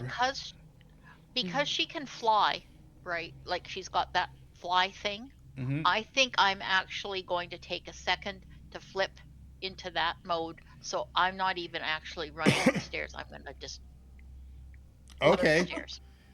So correction, Shima, you hear one One hurried hurried. set of feet running up the stairs. You hear the clank clank of armor. So you're Yeah, so hi- I highly say towards, highly certain it's Kentrell. probably Jathal. He doesn't have I said- mithril, huh? No, it's not Yeah, Mithril. okay, It- just double. I it's- didn't think so. I will tell you it's half plate, but it's not Mithril. I rolled So to see. I tell rolled to see what I got. Kentrell, hey, there's something going upstairs. There's some yelling and whatnot, and I think somebody just went up there. Okay, dokie. Just puts this fork down, stands up, just does the whole like straighten out my thing in 2 swipes, and is like, okay, here we go, and just starts walking with his staff in Okay, tows, like so- not in a rush. So Milo and Shrathra, you're going to head upstairs to see what the commotion is that Shima heard, correct? Yeah. mm, I will not. You will not. She's Okay. gonna Stay and eat your eating this pie. I'm gonna get the booze out of drink. I'm just sitting here. I'm like, whatever's going on with him, he deserves it. All right. So you don't have to roll initiative. I'm gonna bring up the initiative tracker. Oh gosh, this is too funny. Let's see. Yell for me if it's something like a real problem, then I'll come up. Timber's going up. Noted. don't- Enjoy This your is the pie. lovely problem of having more people. It's like herding cats on a grand scale, but it allows us to have a little more flexibility. Yeah. She's like, I'll be down here eating my pie and drinking my booze. Oh, they changed the icon. It's a- Okay, that was weird. If it's a problem, you can yell for me. I was. Oh, that's.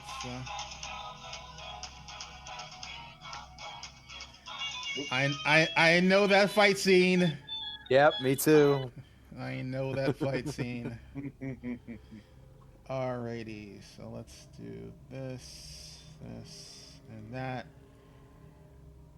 And oh, it will let me do. I have to do shift clicking. Okay, that's weird.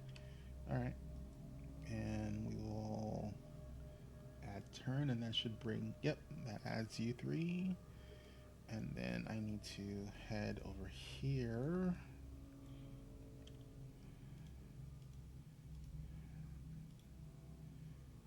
And then add a turn. Okay.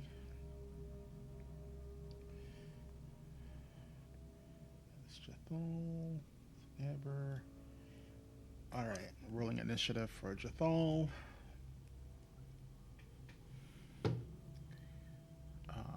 Oh, come on. You've been rolling well so far today, sir. That is garbage. That is Ugh. That hurts my heart. That roll is so bad.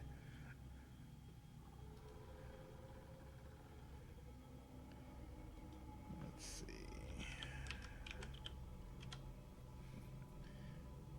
Okay, Milo, I need your initiative. I need. 21. You can type. You can put that in. Let's see who I'm missing. Milo, missing Gwennon and Jors, and I'm rolling for. Sorry about the noise there. Oh, no worries.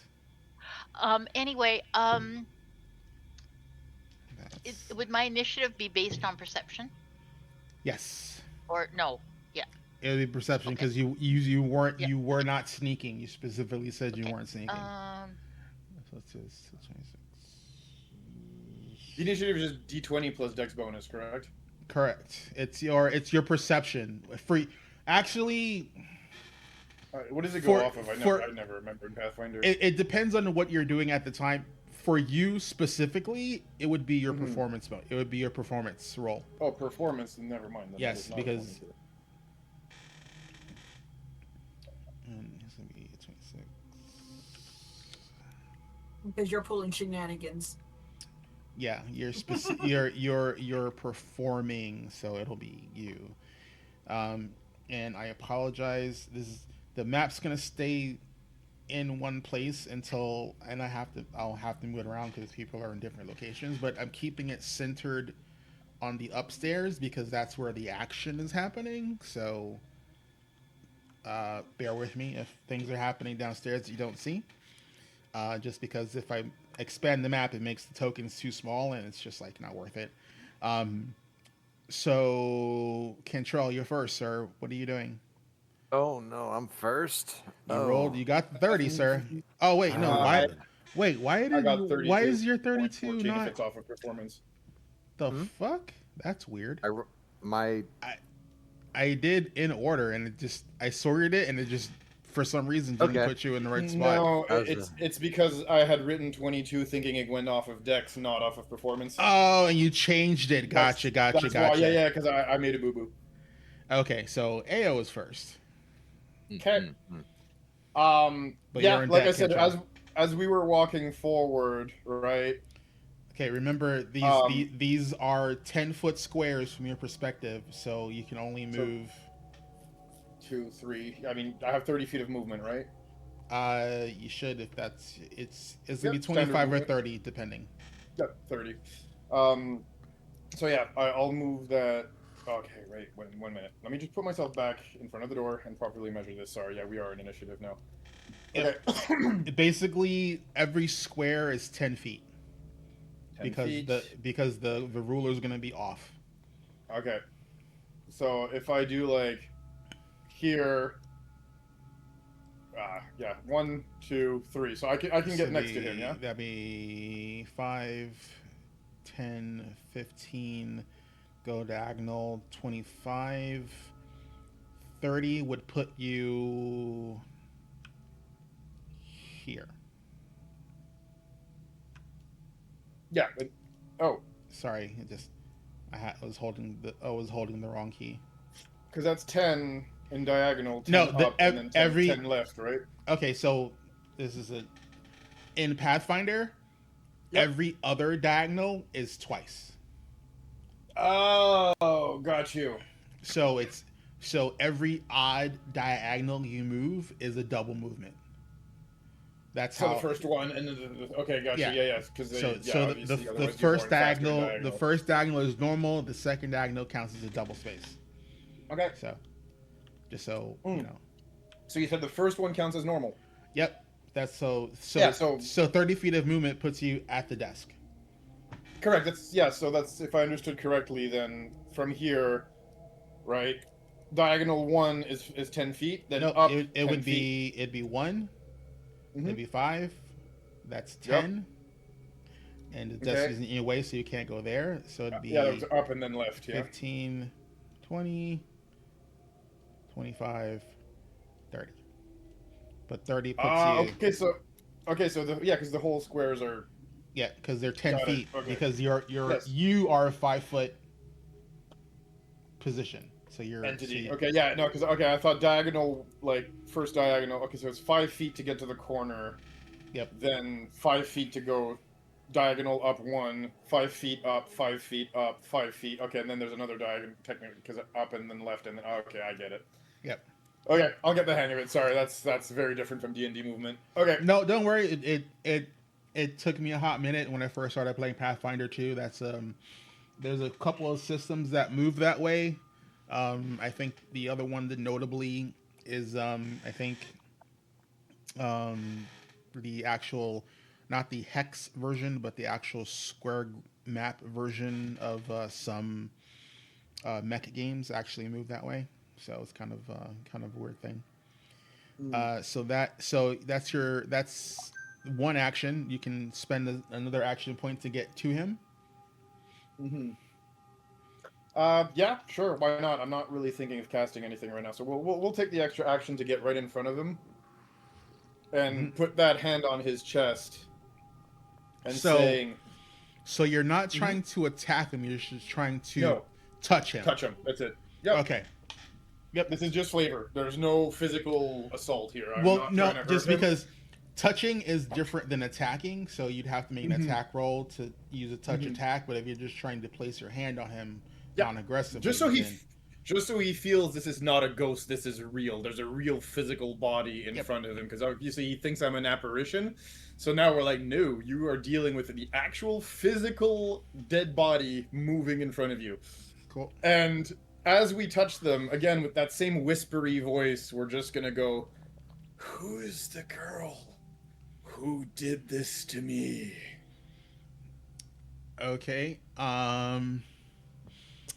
I'm gonna say I would need a performance check for that, because your intention is to try and get him to give information, and that'll be your third action.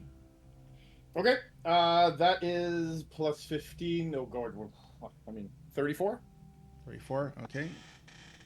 My dice are just being insane right now. I am using a dice that Zoro gave me, and every time it's a dice the wife gave me, I get good dice. Okay. He will respond accordingly on your go.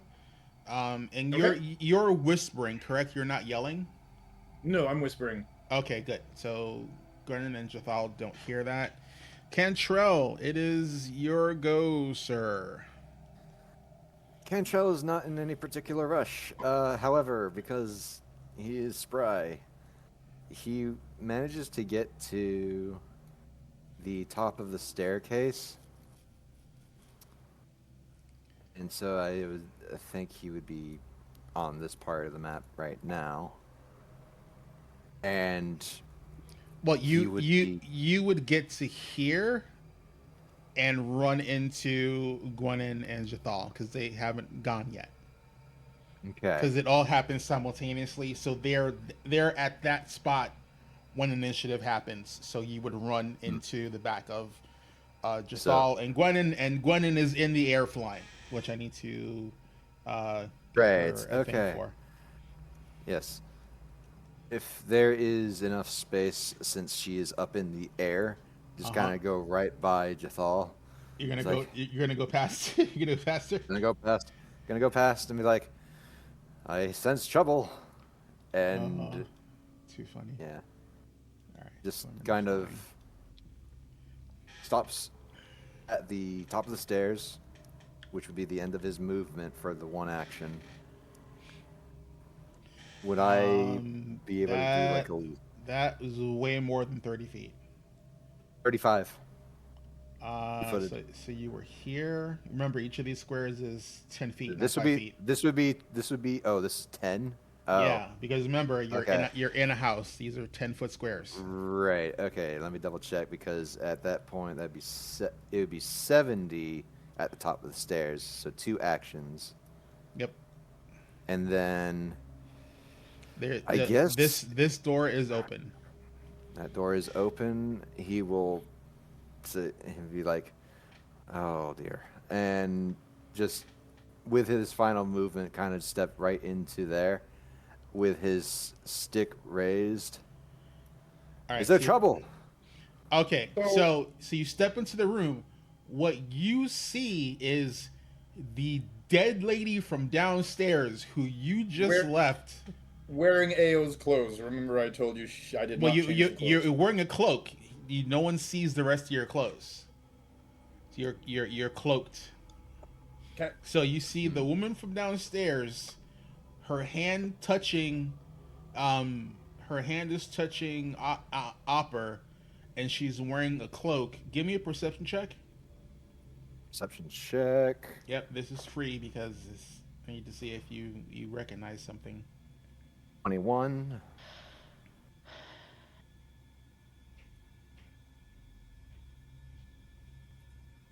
I just got my perception. I'm not very good at it.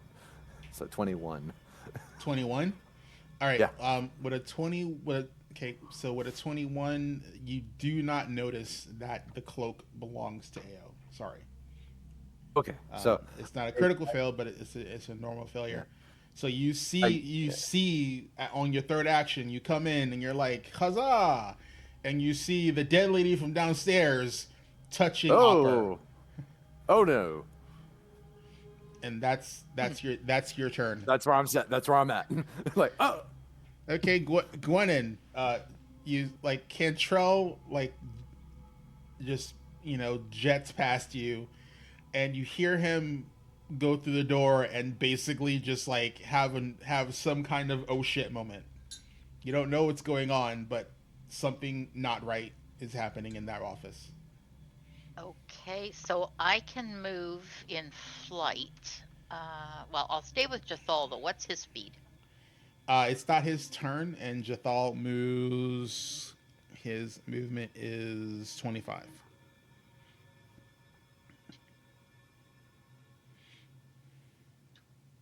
I think I can make it to the doorway. Okay. Yeah, you can make that's easily okay, so I'm gonna- easily an action to get to the doorway. Okay, make it to the doorway. I'm not going to go into the open doorway. I'll be to one side of the doorway, and I am going to ready the calm emotion spell. Okay. So you can see into the room from there, where you are, because you're just. So you come into the room. You see Cantrell. You see. Well, I don't. I want to be in the. I don't want to come. Oh, you're not coming. I'm just letting you know what you see because you're at the door. You're just not going into the. Okay, Door's and the door's open. So what do I see? Yeah, Look, exactly. You see Yeah, Cantrell. He's like has his stick out and he's looking towards the corner of the office. You Opper being touched by the dead woman, that is from downstairs. That sounds horrible when you say it that way. You said she looks like the dead woman, like literally the No, face. no. When you say he's being touched by the dead woman, it just Yeah. sounds wrong. That's all. I need from you a perception check, please. Perception check for me. Yep, Okay. It's a freebie. yep, it's a freebie.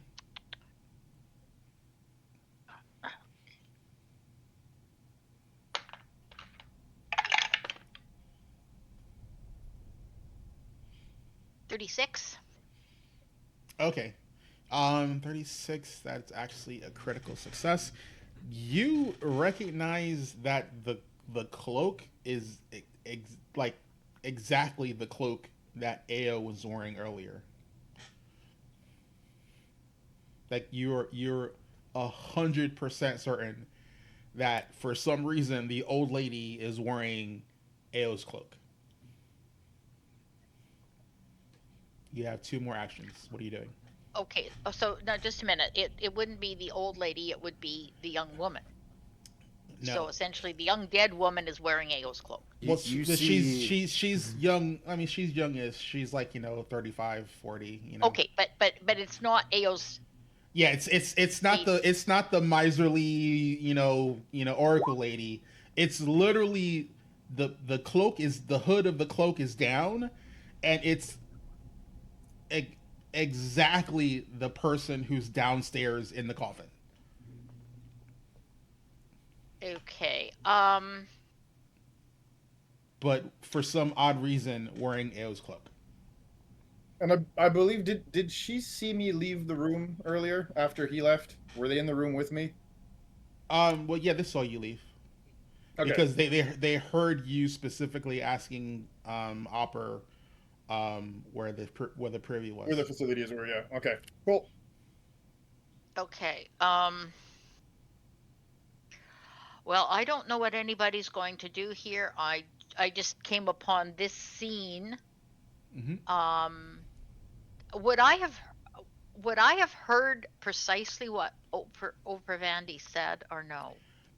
You heard Vandy talking as if the the the the lady and the dead lady in front of him is some sort of apparition or another person haunting him. Like he specifically um, addressed her as another person or entity haunting him. Okay. I'm just going to keep that spell readied. I'm not going to do anything else. Okay. So you need 2 actions to ready a single action. So you would be foregoing your 2 actions, and you would take an action. You would The do. You would perception do it. was a freebie though, Yeah, and because all it's they've a done is freebie. move. She has 2 actions. If she wants to ready the spell, common motion is Yeah. is 2 actions, not a single action. Yeah, that's what I'll do. No, but you can't Yeah. because you don't have enough. Oh, I Action. don't Saying have is enough actions. You could only ready a 1-action spell Yeah. because it doubles the cost of actions Yeah, if you're readying a spell. is what he's the saying. the ready action is specifically you spend 2 actions to use a singular action something on a trigger. The only thing they've done is move, Yep, and that's an action and they require 2. to To cast you it, to but if use. they want to hold it, it's 4 actions one. they would need. Yeah, and common motion is a 2 action spell. So Right. she Oh, so they need 3 yeah total. yeah, if she was at the door already on the start of her initiative, then she can do it.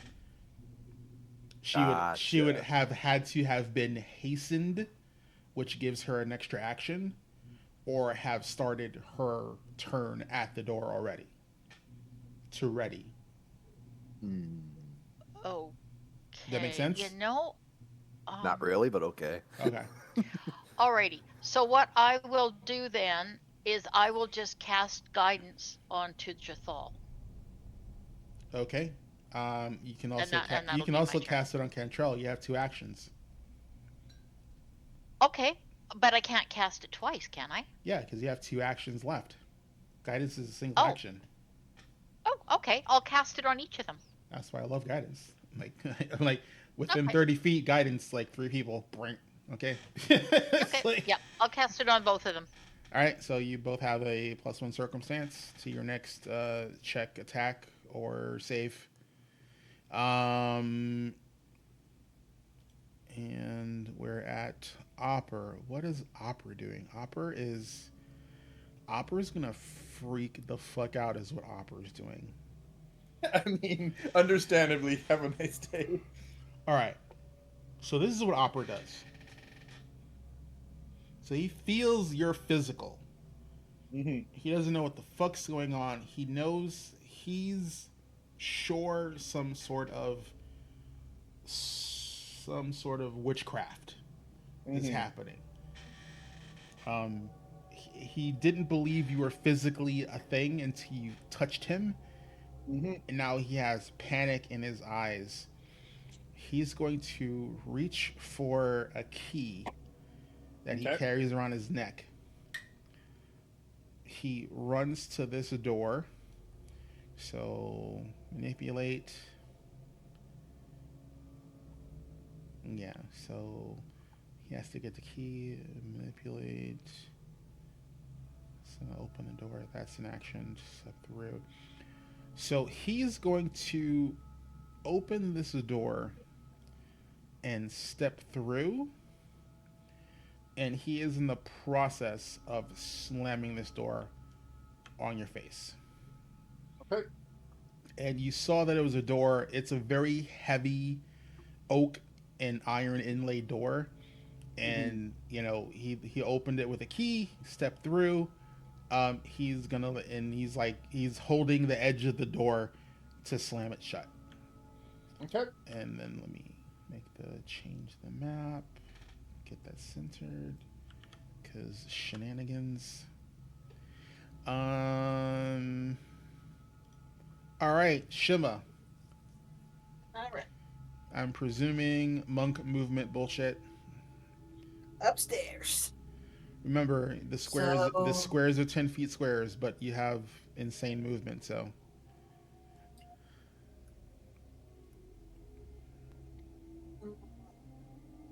5, 10, 15, right? 20, 25, 30, 35, 40. I'll tell Which you. is one turn. I will tell you. Getting to this landing above Jathal is roughly turns at least. 70 feet. 40, 45. Gives me 2.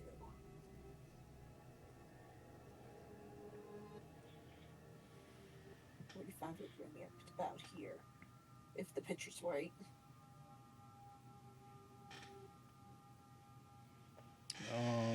I don't see you on this half of the map. Yeah, about Okay, that's right up here. yep, that's just under 70. So 2 actions worth of movement. No, because this is the bottom of the stairs right here. Yeah, remember the squares are Which 10 would be foot. right here. The squares Yeah, are and 10 I'm foot counting squares. 10 foot. Oh, I was at the door. You're at the door. Give me a second. Let's see. You're here. So you step out. So 5, 10, 15, 20, 25. That's where just all is. So you have to go past him. 35, 40, 45, 50. 55. So the most direct path, if you want to be here, that is 55 feet. Okay, 55. 60, 65. The diagonal would be You're 75? at an odd diagonal right now, so it would only be 5 feet. okay. So that would be 70 to be right about here. Yep. So that's 2 actions.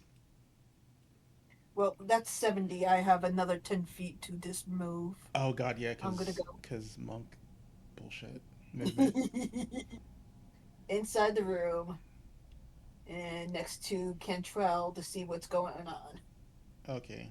Yeah, remember you have to hold the alt key. Yep. So that's 80. Yep. All right.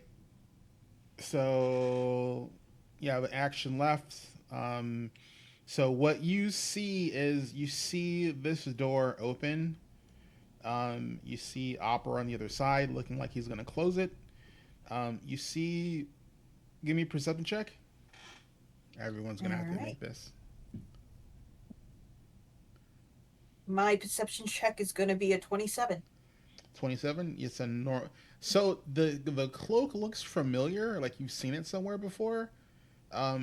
It's definitely not what the lady was wearing downstairs, but it's definitely the dead lady from downstairs in a cloak in front of Opera's desk. Okay, what the heck? And goes into tiger stance. Okay. All right, And my just line. like, All right. Okay, so if I understand this correctly, my movement rate is 25. Each of these squares is 10, but I can do 3 sets of movement for a total of 75. Yes. And Okay. if you want to do 75, I can tell you 75 would put you at the top of the stairs here. Yep, that's what I want to do. Okay. No, I'm measuring for some reason. Yeah, you have to make Instead sure of moving. you have to. Yeah, I do the same thing sometimes. Still measuring. All right, Are you on the ruler I'm gonna. and not the pointer? Nope. That's I weird. am not. I think by default with this new system, it measures every time you move. You have to shut it off in the measuring tab. Yeah, well, maybe like it does a ruler when you move, but that's the thing. So 75 puts you top of the banister. All right. So Hey, Milo's well, there you go. That's my turn. All right. And you can't see into the room too well, but you see their people in Well, I the wouldn't. room. I don't have any actions anyway, so Yeah, I know. And let's see, Jathal. Jathal's going to 5, 10, 15, 25. He's going to move in front of Gwenin at the door. And he's going to look in there, see a bunch of dumb shit go off, and he's going to raise his shield. Okay. Top of the order, Ayo. Alrighty. The moment. So I'm gonna do two very easy things here. Okay. We're gonna have AO once more. We're not even gonna spend an action on that. let He me- still sees. If I don't move, he still sees where I am, right? Give he me a still sees second. I gotta answer my door. Go ahead. Okay. I'm not gonna put us. I'm not gonna put us on be right back just because I have to. This will be super fast. Just give me a second. Sorry. Okay. No problem. No problem. Just gonna take a second myself.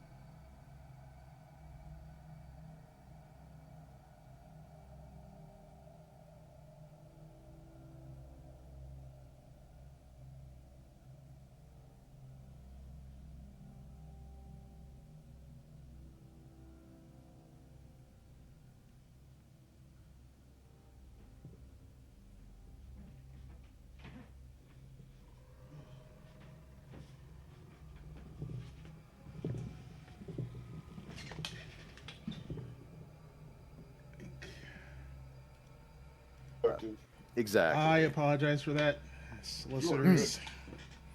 It's my every other Sunday visit from the Mormons.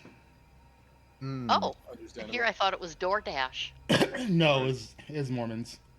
It's religious DoorDash. Yes. Sorry. Okay. Technically, yes. Technically Hopefully not correct. offending You mean anybody best in the time to audience. correct. Yep. No. There's nothing wrong with that. I'm not saying that to be insulting, actually. Technically religious myself, but yes, it was just one of those funny jokes. Yes. So sense of humor. Question, GM: does he still have line of sight with me? Does he still see me? I would say yeah. He can like. Okay. I mean, not 100%. You would be considered in cover from his perspective, but he can see you. Okay. So if he can see me, that's enough. We're gonna dramatically point towards him, still in a fairly again creepy way. You know what I mean? Mm-hmm. And we're gonna just say one final. He knows what did this to me. And as we're done, you're gonna hear a sickening crunching sound. Ao's gonna fall to the ground. Is this the ventriloquism again? The crunching No, sounds? no. Okay. This is not ventriloquism. This is just me faking it. Okay. Crumple to the ground, and his features with that crunching, sickening sound are gonna just go back to the old lady that was downstairs. as we go back to our old lady, Madame. Jesus fucking Christ. Like we were basically possessed, and I'm just going back to normal now. Eyes rolled in the back of my head, a little bit of drool coming out the corner of my mouth, flopped on the ground like I'm passed out and conked out. Fuck me. So Kentra. Okay. So everyone in the room 100% sees this. Gwennon, I need a perception check to see if you have line of sight enough to see the nuttiness that just happened. I'm so sorry. Oh, I think it's fabulous. Maybe. I'm gonna use my hero point. Good idea. We got an extra one. I just don't in- want to miss this, right? Yeah. All right. Oh yeah. All right. That is much better.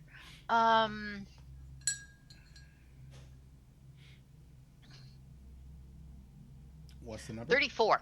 34. Yeah. You 100%. It's not a critical success, but you totally see this as well. You just see the weird, gyration and crumpling, and you don't see her visage at the end because the desk would be covering you from your vantage point, but before she crumples to the ground, you kind of see her visage.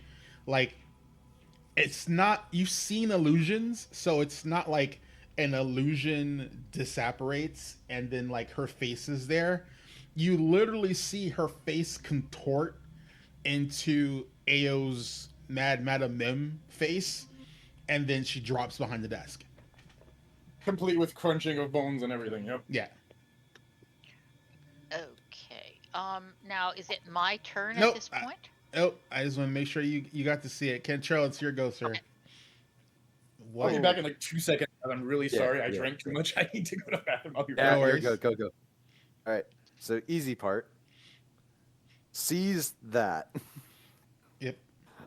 Is like, oh, Madam Mim, and just dramatically goes forward to assuage, like, oh dear, okay, Upavandi, are you okay? Like, Do you kneeling down.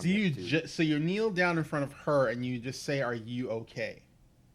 Yeah, are you okay to Upavandi? Yep, gotcha. He can't respond yet because it's not his turn. Yes. Are you? And So at you this can point, you I can am- you can speak freely. Are you trying to persuade him to not close the door in front of him, or are you just? Yes, I am trying to persuade him not to close the door. Okay, so then I need a diplomacy check, please. Fair enough. And he's been riled up, so this might be difficult. Okay. Diplomacy. What does the guidance give? +1? Yes. All right. Ooh. Not a natural 20, but 20 plus 17, 37. 37. Okay, let's see what Vandy gets. Okay. Okay. He can't respond yet, but you're have to wait and to see what his response is. You have one final action. What are you doing? Okay, we're back. Sorry about that. No worries. Basically, checking on AO / Madam Mim to Are see you- if they're actually kind of okay. Okay, so or you if want to they're- so you're trying to discern whether or not she's really hurt or if she's faking it. Mhm. Okay. Then give me a medicine check. All right. Can I act in any way with regards to that? Not anymore. Yep. You're 15. crumpled on the ground with your eyes rolled in the back of your head. It's a normal Yeah, so 15. as far as you can tell. You think that she is injured in some fashion. She looks like she is in some sort of physical distress. Oh, medic. Medic. And that's basically the last thing he says. All right. As the So, thing goes over. all right, I love this. So, Gwen, you hear Cantrell like calling out for a medic. Okay, since I'm flying, I'm just going to go right across the room, right over top of that table. Yep, you can do that. You can do that in one action. There's nothing. Okay, so one nothing in the action to way. do that. Gotta Then put- I'm going to do a medicine check. Okay, so I'll put you next to Cantrell, which is you're within. All right. So, medicine check for you to check on 34. Okay, so you. All right. You I love know, this. Ao is faking. There is nothing physically wrong with Ao. Okay. Can I pretend Oh to yeah, cast a healing spell? yeah, Yeah. yeah. I'm going to pretend that I cast a healing Gi- spell. So give you me need a- a performance roll, Yep, right? need a performance check. Yep. Actually, I'll let you pick whichever one is higher, performance or deception.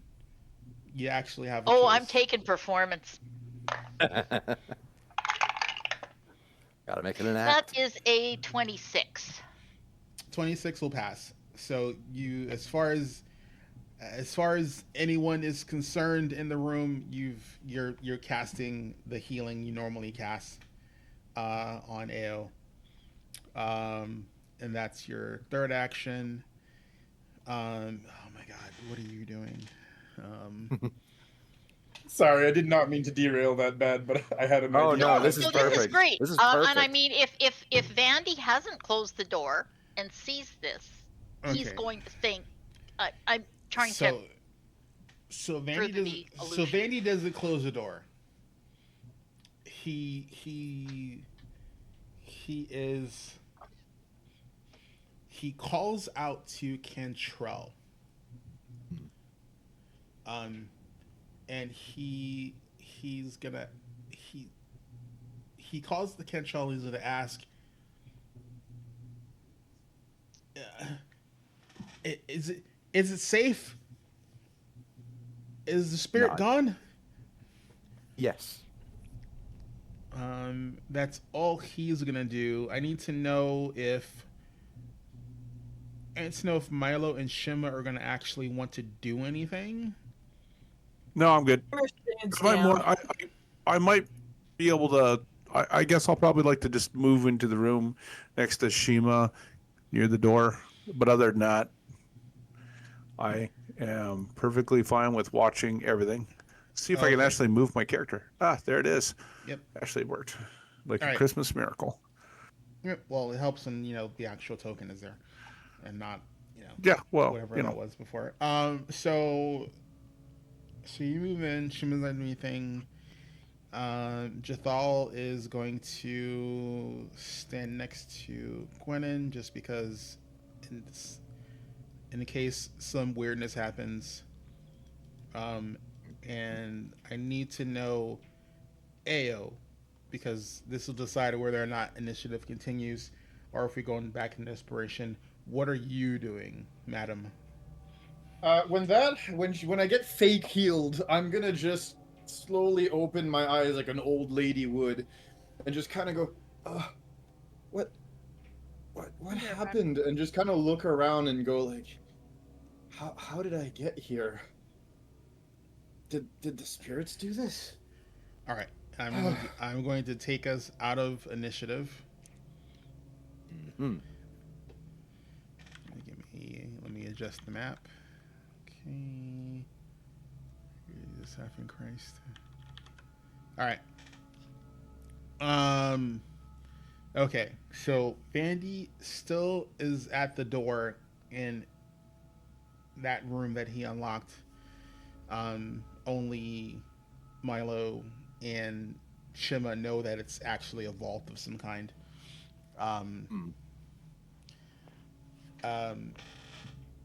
And he drops to his knees holding onto the door, and he's not addressing anyone in particular. He's basically just, you know, for the love of Aridin, leave me be. It's like, why are you haunting me still? Now someone new. It's like why are you tormenting me so? And he's just like, he's distraught. I wouldn't say he's catatonic, but Shook. he's definitely in a very stressed state of mind. Like I think he is subcoherent. I think like Cantrell actually just kind of like turns away from Ao and looks to him. Says, "Come here, sir. You need a proper seat, not on the ground like this." His chair is on the floor, knocked over. And he will right the chair and just kind of set it up for him so he can actually sit proper. All right, so he's not going to resist you leading him back to his chair, which he will do so. So I'm going to put you behind him because I figure you're guiding him to his chair. Yeah. And we'll move Ao over here. And he's just he just hands in face, and he's just like this on his desk, and he's just sobbing at this point, and he's just My apologies. Just kind of like being the performer who is in charge of all of this, he's going to step forward and say, "I apologize. I did not realize that Madame Mim would be so in tune with the spirits of these lands so quickly." he doesn't seem to be responding to you. Like I said, he is subcoherent.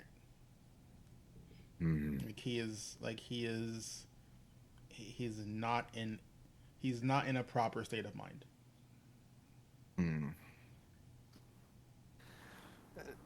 This is not the kind of state of mind that would be open to discussion at all, is it? No, but you can, if you can attempt to do something to try and get him into a proper state of mind. If you want to try and use either diplomacy, society, or relinquish to another party member to try and do something, up to you. I think he'll try to go through the society part because he's not friends with this person. This is somebody who's we just met earlier this day. He's a patron. He's a patron. He is someone who is supposed to be somewhat removed from our group. So he's going to try and if this adjusts what you're going to say, he's the person who's going to make sure your check gets signed. Gets what? He's the person who's going to make sure that your check gets signed. Right. So in a bid to try and maintain that relationship, he would like to do something to like I owe you an apology kind of thing. I owe you. Okay. Give me a second here. Mm-hmm. Well, definitely not that.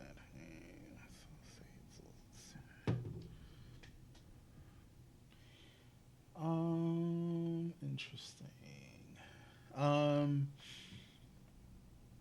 He seems a bit more responsive. He's mumbling about, it's not my fault. Why are you haunting me? If you want me dead, just kill me and be done with it. What did I do to deserve this miserable fate?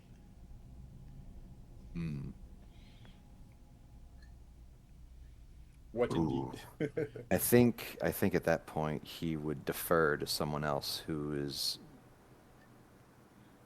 more in the know of exactly what's going on. Either AO or Shima or Gwyn or uh, Milo. Yeah. If nobody else wants to, I can take it. But if anybody else has a brighter idea, go right ahead. I'm more than happy to. I got leave the seat to nothing. someone else. I have an idea, but again, I'd defer to others. I've taken a lot of the spotlight already. If anybody else has something they want to try, please go ahead. I Unless you have want something brute force. quick. I have something very quick I would like to you're, try. You're eating pie, madam. I am. Very important duties. Somebody knows where their priorities are, and that's okay. I would like to do a medicine check since I'm right there. It probably is hardly any movement at all to get to him to do that medicine check. No, we're in exploration mode. You can do that. Okay, I want to do a medicine check, and depending upon what I get from that, maybe I can give some healing, which might, if I detect a certain condition, perhaps I can heal him. Okay. Okay, so the medicine check is I rolled bad, only a 30. Only a 30 from the master cleric. It's like, yeah. So not a critical success, but good enough where he's not in a condition that needs magical healing. He is stressed, like he is wound so tight he can just snap. Like he is not emotionally well at the moment. So what I'm hearing is calm emotions could be useful. Somebody got it. Want to cast it and see if it works? I do. Actually. So I believe it's a no. Just a second. It's it's a level 1 spell, 2 actions. I have 2 actions left. We're in so exploration. I will. You can do it. Just go ahead. Fine. I'll cast that.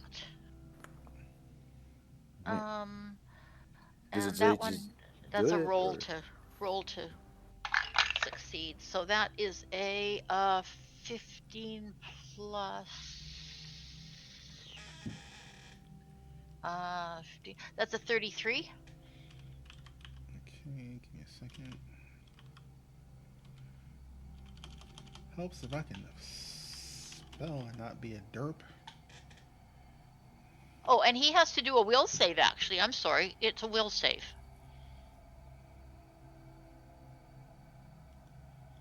I'm trying to forcibly calm him, so it's actually a will save. All right.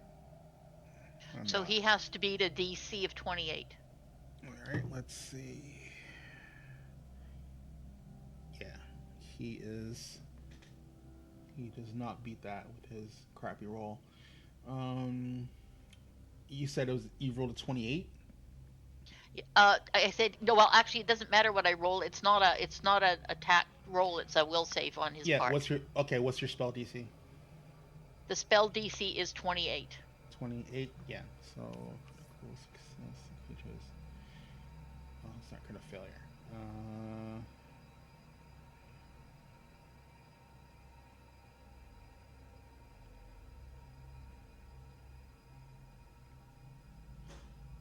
Okay.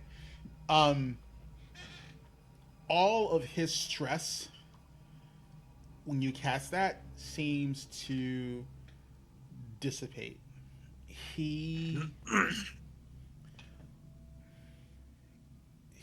is, I need the right word for this. He is in an extremely passive mood at the moment. He's pliable. Okay, so basically, I'll do that.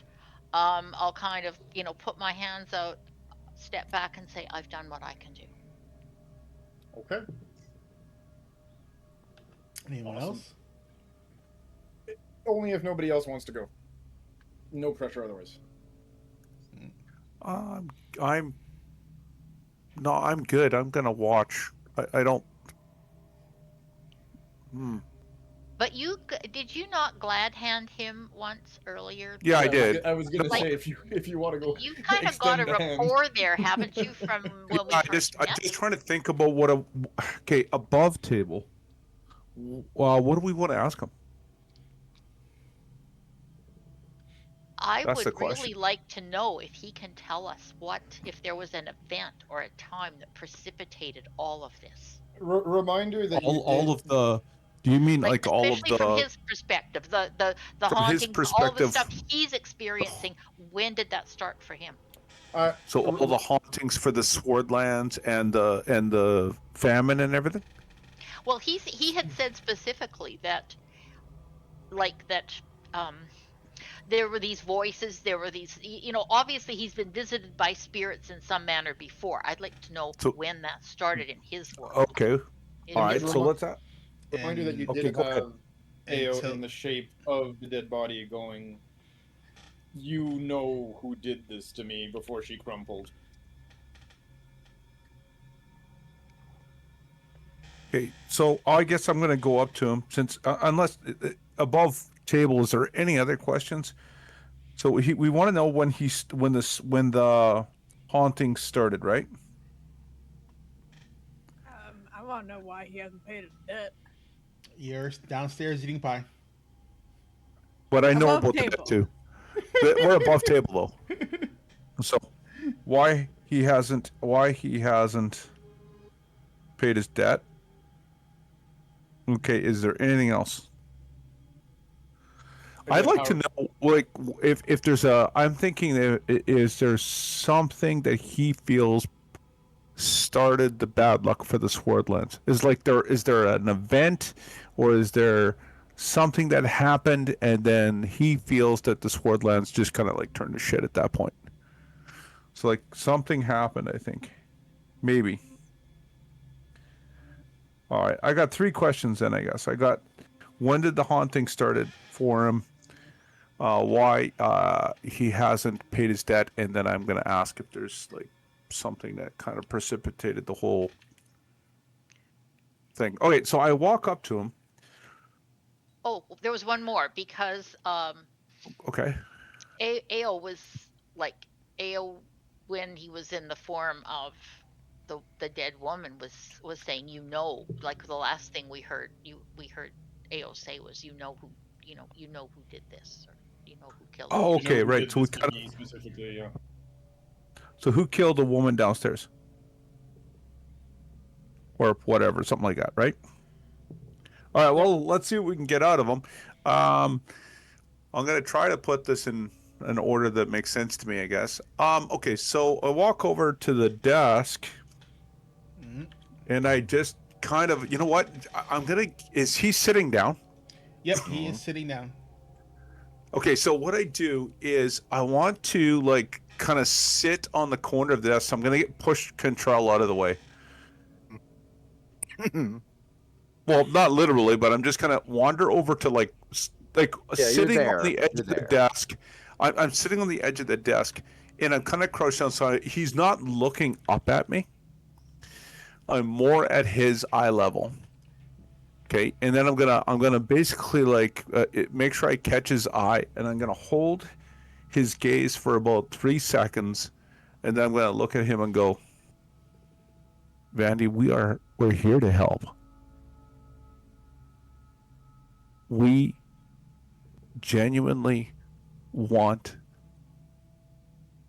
to try to figure out how we can help you. Would you be willing to answer a couple simple questions for me? Give me a diplomacy check. And Well, here goes nothing. I'll give you a +2 because of the spell that Gwendolyn cast. Okay. Ooh, that's a pretty good roll. Let's see. Math. 34. All right. He nods his head. He doesn't say anything, but he physically responds to you positively. Okay, so what I do, I'm assuming at this point that his arm and hand is on the edge of his like chair. His elbows are on his chair, and he's kind of like, he's doing the Picard, the two-handed face palm. Okay, so what I do, is I gently grab his elbow. Okay. Mm-hmm. so that he just kind of looks up at me, because when you grab people by the elbow, there's a sensor right there. It calms people down. If they allow you to touch them, it's a fast way to get someone to like settle out. Okay. The other one's the top of the shoulder right there, but I don't know if I can get in there. So I'll just do the elbow. And I'm just going to look at him and go, it's okay, Vandy. We got you. But you said something about spirits visiting you. You're being haunted? When did that start?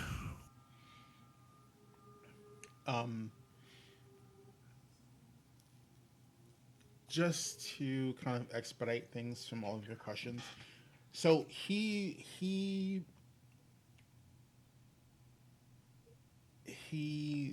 has a very sullen cadence in his voice, and he tells you that it all started roughly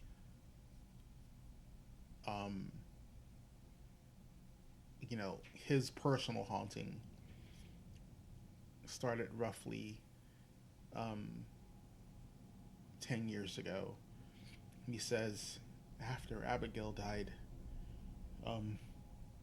she kept coming to me, and then the first time she came to me was after, I gotta get this guy's name right. He's got a weird name. Abigail, I'm trying to remember as a player who the heck that is. that's the Abigail, daughter. that is the daughter. So That's the daughter of the guy he owed debt to. Yep. yep. She is. Oh, this. I'm looking at the wrong thing. That's What was the name of that guy again? Robert. Roger Roger. Swinton. Roger what? Swinton. Swinton. Roger Swinton. He Okay. tells you that Abigail started appearing to him shortly after Kuru died, and he tells you basically that he was this old, asshole of a farmer. When he died, you know, he tells he's never seen so few people come to pay their respects for someone who passed. It's I like, recognize the name. nope. Okay. But he says, Kuro, I'll put it in chat so you can spell it out for your notes. But it is spelled. Yeah, phonetically is good. Yeah, some people. Tells you that shortly after Abigail died, Kuro died mysteriously. And he didn't know Kuru had died, but he knew something was wrong because before he was made aware of the death, he said, she came to me in my dreams and she kept saying it's my fault. But I don't know. I don't know what I did. I would never hurt anyone, especially a farmer. They're the lifeblood of Kurdos and the Swardlands. He's like, she blames me. And then before anyone's death, since then, she comes and she chastises me and blames me and tells me it won't end. I'm at my wit's end. I don't know what to do anymore. What was the other question you had?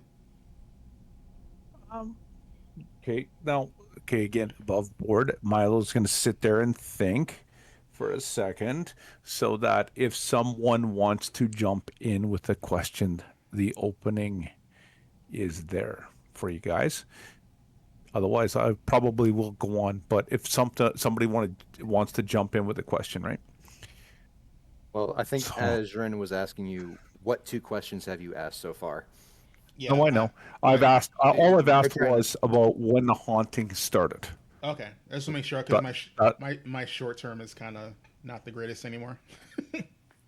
no, that's fine. That's why I write stuff down.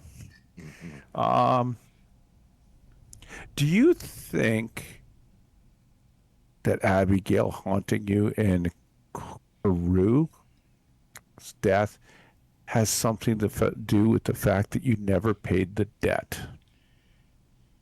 He looks at you. Mm, And I just stare at him with, I'm trying to project that face of, I care, but I know, motherfucker. give me a diplomacy check. Okay. You still have a +2 because he's still under the effect of the spell. Right. I'll say a full minute has not gone past yet. But this I'm will be going to use one of my hero points. All right. Okay. 33. 33. Normal success, not a critical success. Um, he will look at you and how how how do you know about the debt? And he kind of shakes the question out of his head, and he goes, I I couldn't I couldn't help it. Every time I tried to pay it back, something would happen.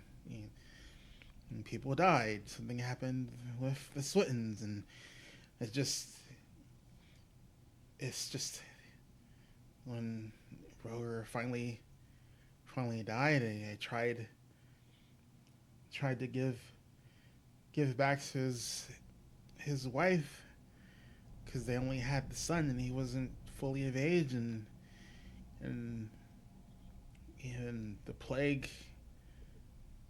hit Carrick, and you know she and Abigail died, and there was just the son, I and just sit there nodding and I go, yeah, no, look, I'm it's not judging you.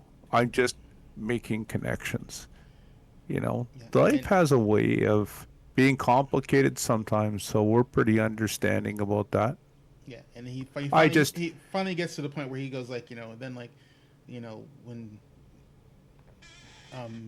he goes when Yonder was you know not managing the farm well, I was gonna give him the money so I finally get the debt off my hands, and then give him a way to get the farm back in good shape, and then stupidly fell off a bridge and drowned.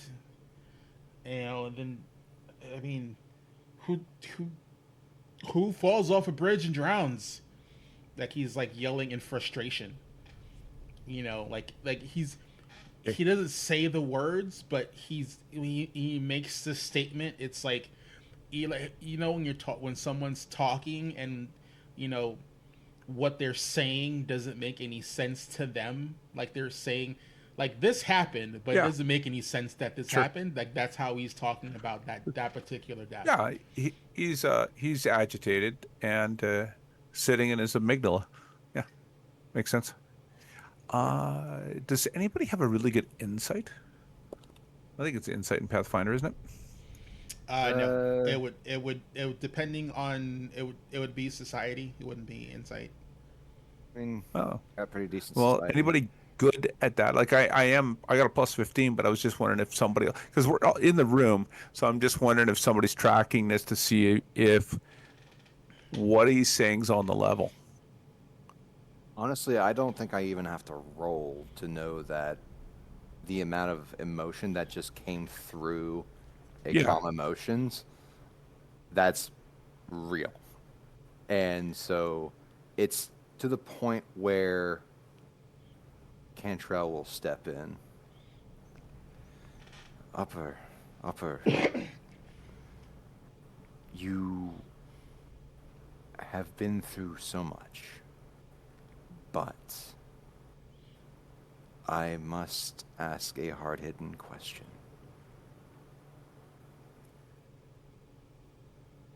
When I'm trying to get this together,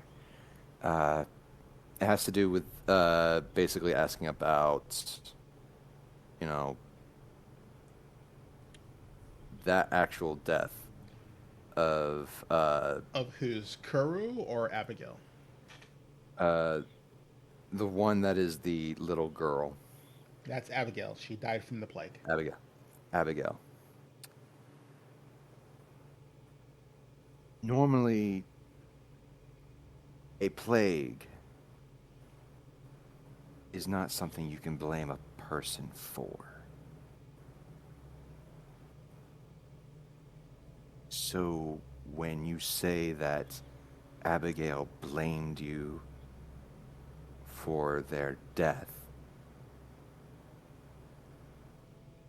the implication is that you brought the plague, and I do not think that's possible. So I would like to know more about where and when this plague started. He tells you. Let's see. Give me a second, because I want to make sure if there is a dedicated location for this. I don't believe there is.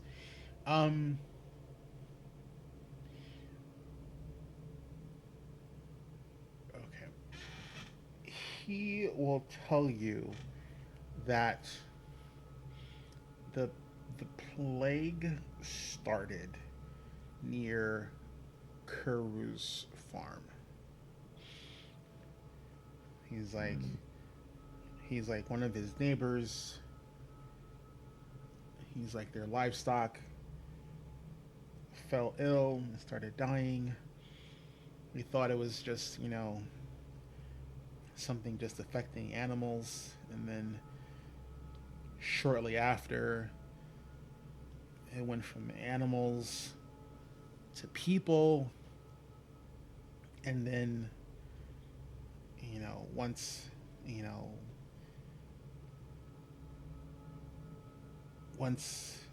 Abigail died, she started coming to me in my visions, and he goes just like in that picture she drew, just sunken hollow eyes and just stringy white hair, and just looked at me with contempt and just blamed me for everything happening.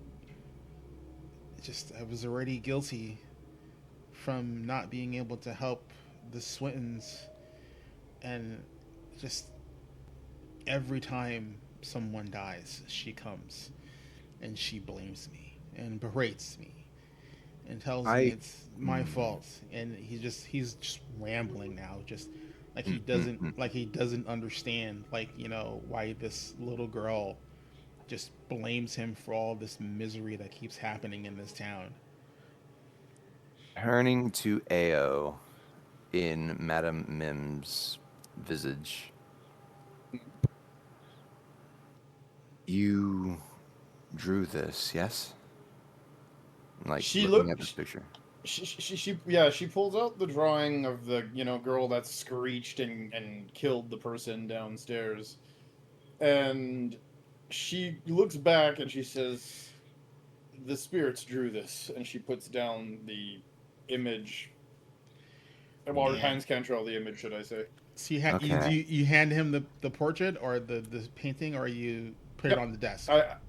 No, I'm giving it to Cantrell first, and he can decide if he wants to put it in front of. Yeah, no, like he's gonna keep it like away from Opper real quick and just kind of look it over.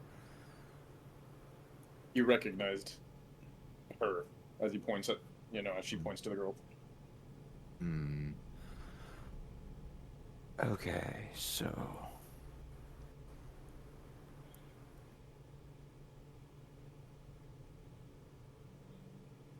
very strange.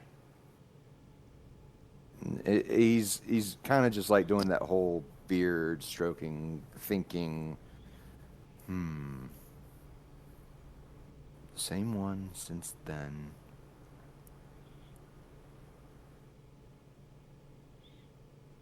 Since the plague.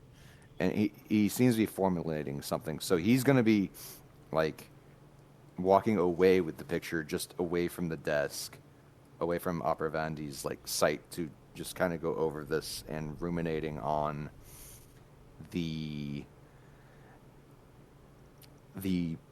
one play where we are here to investigate the tower, the plague, which would be a side effect of somebody messing with the tower, the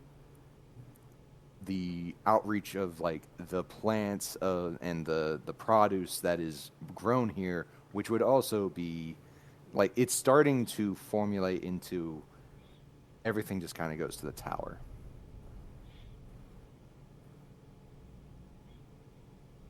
And he's just thinking there's just one missing part that I'm not seeing here. It's the, well, I guess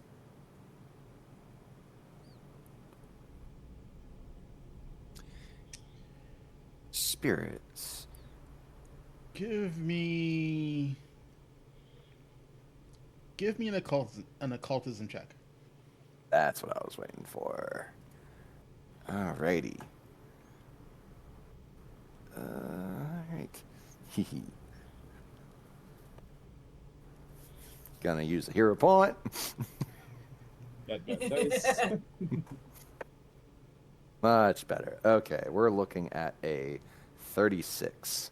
Okay. 36 is a normal success for this particular DC. You realize that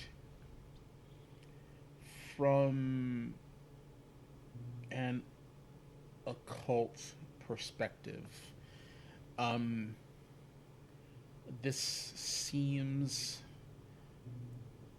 somewhere between a large scale haunt or a curse.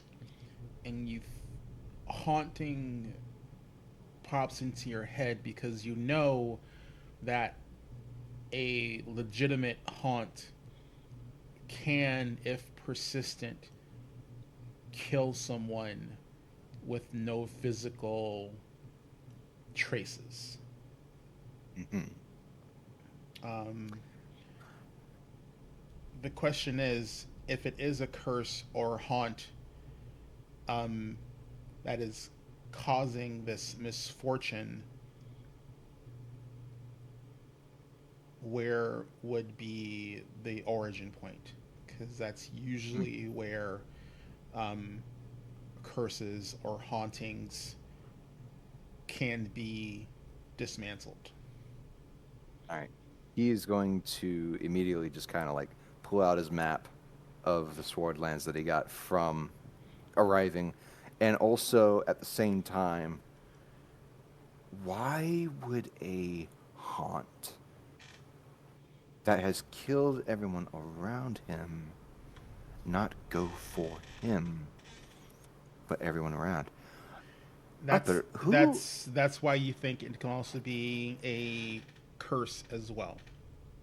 And when he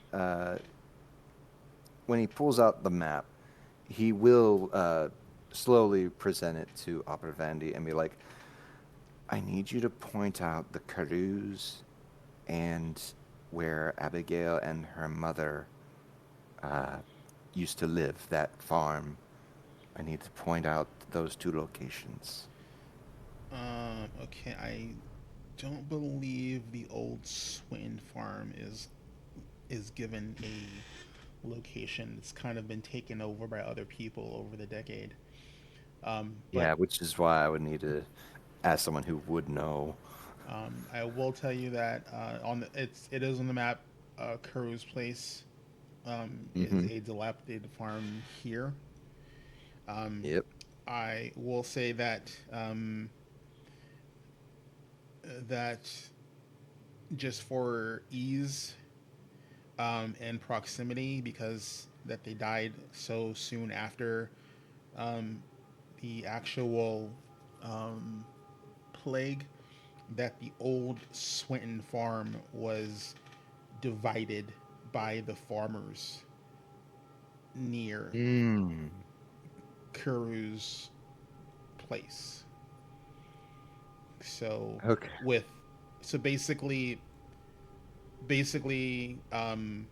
how Opera would describe it is because there were no living relatives after Yonder died, that the farmland basically got subdivided amongst the farm, because remember the Yeah. Grange is a farming coalition.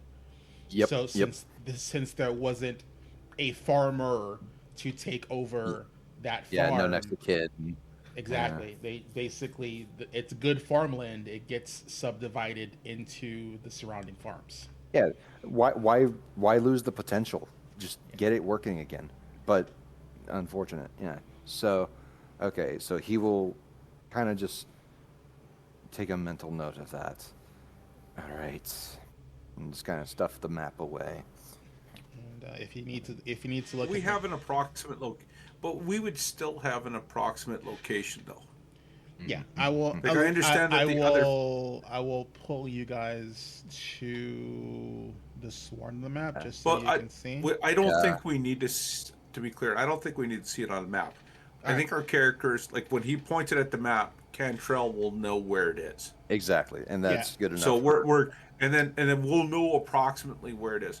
The other question, It's roughly 10 miles northeast of Carrick. sure, Yeah. yeah, okay. The other question we had was, and I look at him again because Ao had this question, right? Ao, did you want to ask that question or do you want me to? Well, I can handle it if you don't want to. Please. I don't want to take all the space here. So I took all the why don't space you- earlier, so this is what I'm saying. I could pass the stick around. I'm not. No, it's okay. Why don't you were the one that was interested in who killed the woman downstairs, and you're the one that saw the vision and stuff like that. So it would make sense that your character would ask. Yes.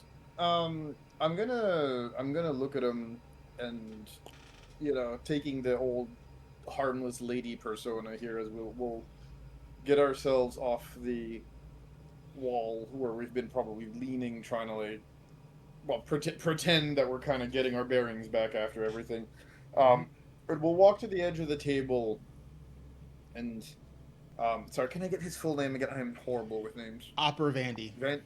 Upper Upper Vandy. Vandy, Okay. yeah. So we'll look at him and say, Mr. Vandy, my apologies. The spirits here are unruly. So much has happened. This does not usually happen to me. I'm very sorry if I frighten you, dearie. And he nods. He seems to be more wherewithal, like the sullen, passive, Mm-hmm. temperament is gone. Mm-hmm. But he's no longer in that stressed canatotic state. Mhm. He's actually, in a more, sociably state of being. sociably responsive state of mind right now. Okay. And we'll look at him and say, the last thing I remember before all this happened was you looking quite distressed after you saw what I was drawing. It was the result of a vision. Do you know who this girl that you saw in the picture was?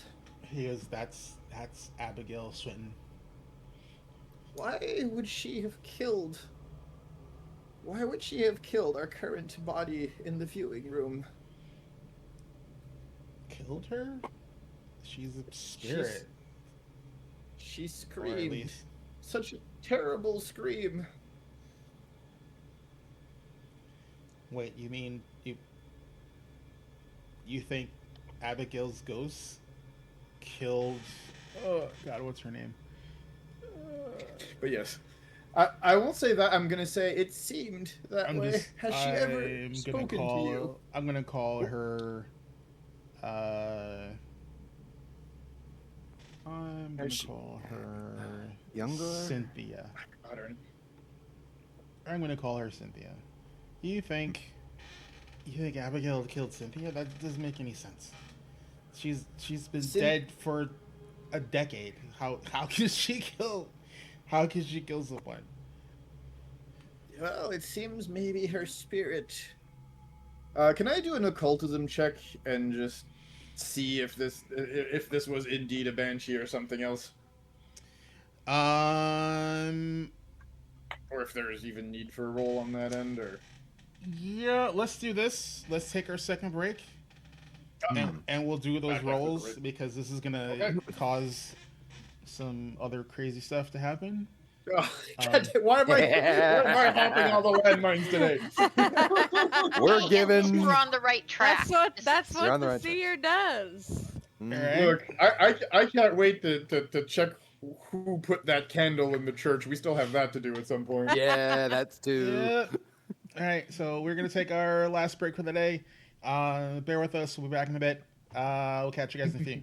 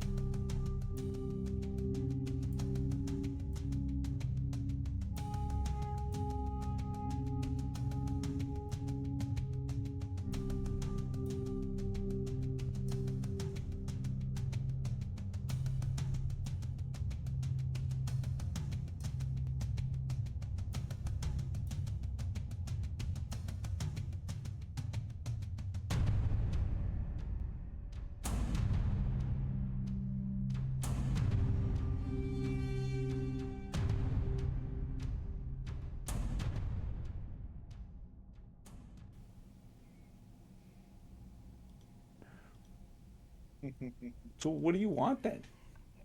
Alrighty, Attention. we are back. Yes, of course. Welcome back. Alrighty. Sorry, I just had to. I was looking up some. Oh, let's take this off. I always forget. So,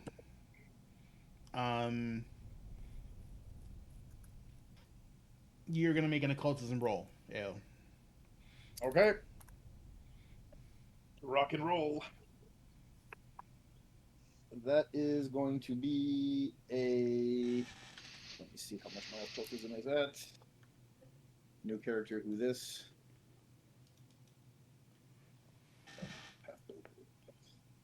That is going to be a 31. Plus 31. 18 coming in clutch here. All right. So, not a critical success, but a success. I will tell you that. I will give you 2 descriptions, and then you can make up your mind. You're not. It's not with a 100% certainty of either. Mm-hmm. In your mind, you're thinking of 2 things. You're thinking of banshees and ghosts. You Okay. know that banshees are a greater undead. Mm-hmm. Yes, they wail. Yes, their wail can kill. You have no recollection of a banshee being in a child form. You do know a banshee is the manifestation of revenge and treachery.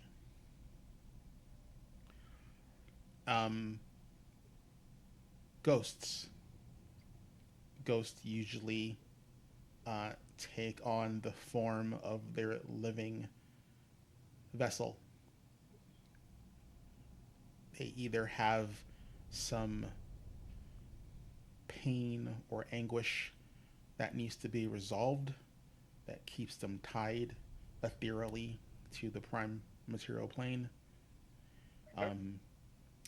You do know with a success in your occultism that ghosts also have a wail. It is not to the same extent as a banshee, but their wail can do damage and possibly kill someone. Especially if it's like a weaker person. That is what you can glean from your occultism check. Okay, so we'll relay that to the group with regards to what this possibly was, and we'll look at him and say, one way or another, dearie, it seems like there's a hurt, angry spirit lingering around. And yes, it did end the life of the person you have downstairs.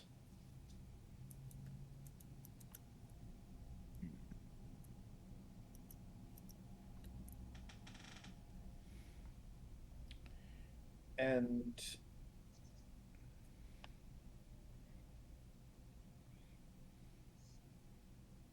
yeah, that's basically the answer to my question. Okay. There is something going around and killing. Give me a second occultism check. Yes, sir. Slightly higher, 33. Okay. Again, still a success, not a critical success.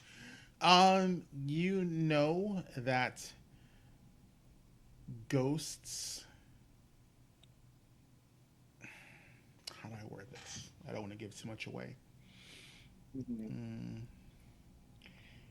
You know that banshees are normally restricted to a specific area, especially around where so banshees are formed from someone dying through betrayal specifically. Mm-hmm. And usually the banshee the Banshee's area of territory is usually around specifically where the betrayal happened. So it's a very localized haunt. Oh, okay. I do have a follow-up question in that case, if that's okay. Ghosts, Um, on the other hand, have the ability to not only haunt locations, but people as well. If a ghost is haunting a person, the ghost can follow them potentially to the ends of the earth. But so those are their point of death usually is the epicenter of the specific haunting. Hmm. So my follow-up question in that case would be to ask him, Tell me, dearie, these visions of this young girl, where did you have them? When does she bother you? She comes to me in my dreams. No matter where you are, every night? Not every Say if night. you sleep at the inn instead of your house. Oh, so when? Before someone dies. She's a horrible omen. Whenever she comes to me, I know shortly after my parlor will be full.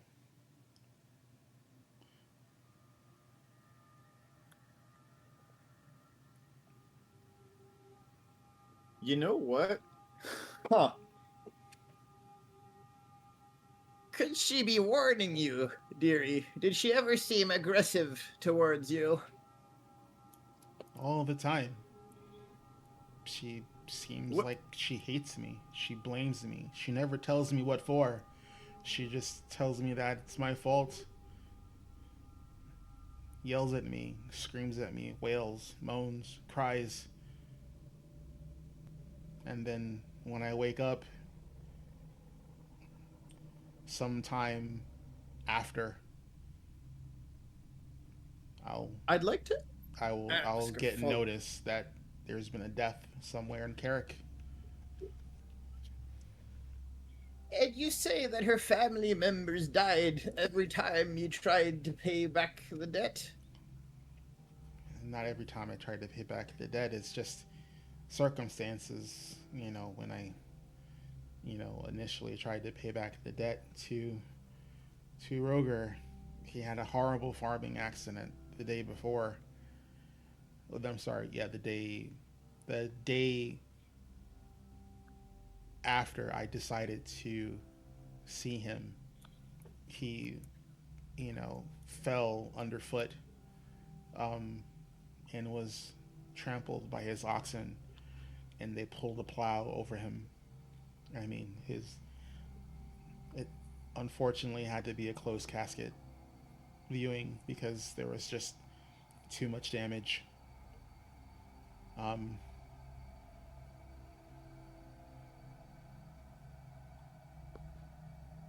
And where did you Then- bury the young lady? Oh, sorry, go ahead. And he's like thinking, he's like, when his wife and daughter died, I was going to go to them shortly after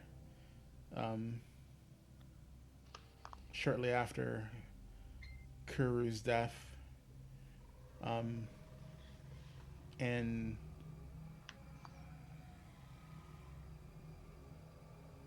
actually, no, I'm sorry. I was going to go to them shortly after the plague affected Kuru's farm. But after that, the day after, they were quarantined. No one could approach unless you were part of the hospital. And then,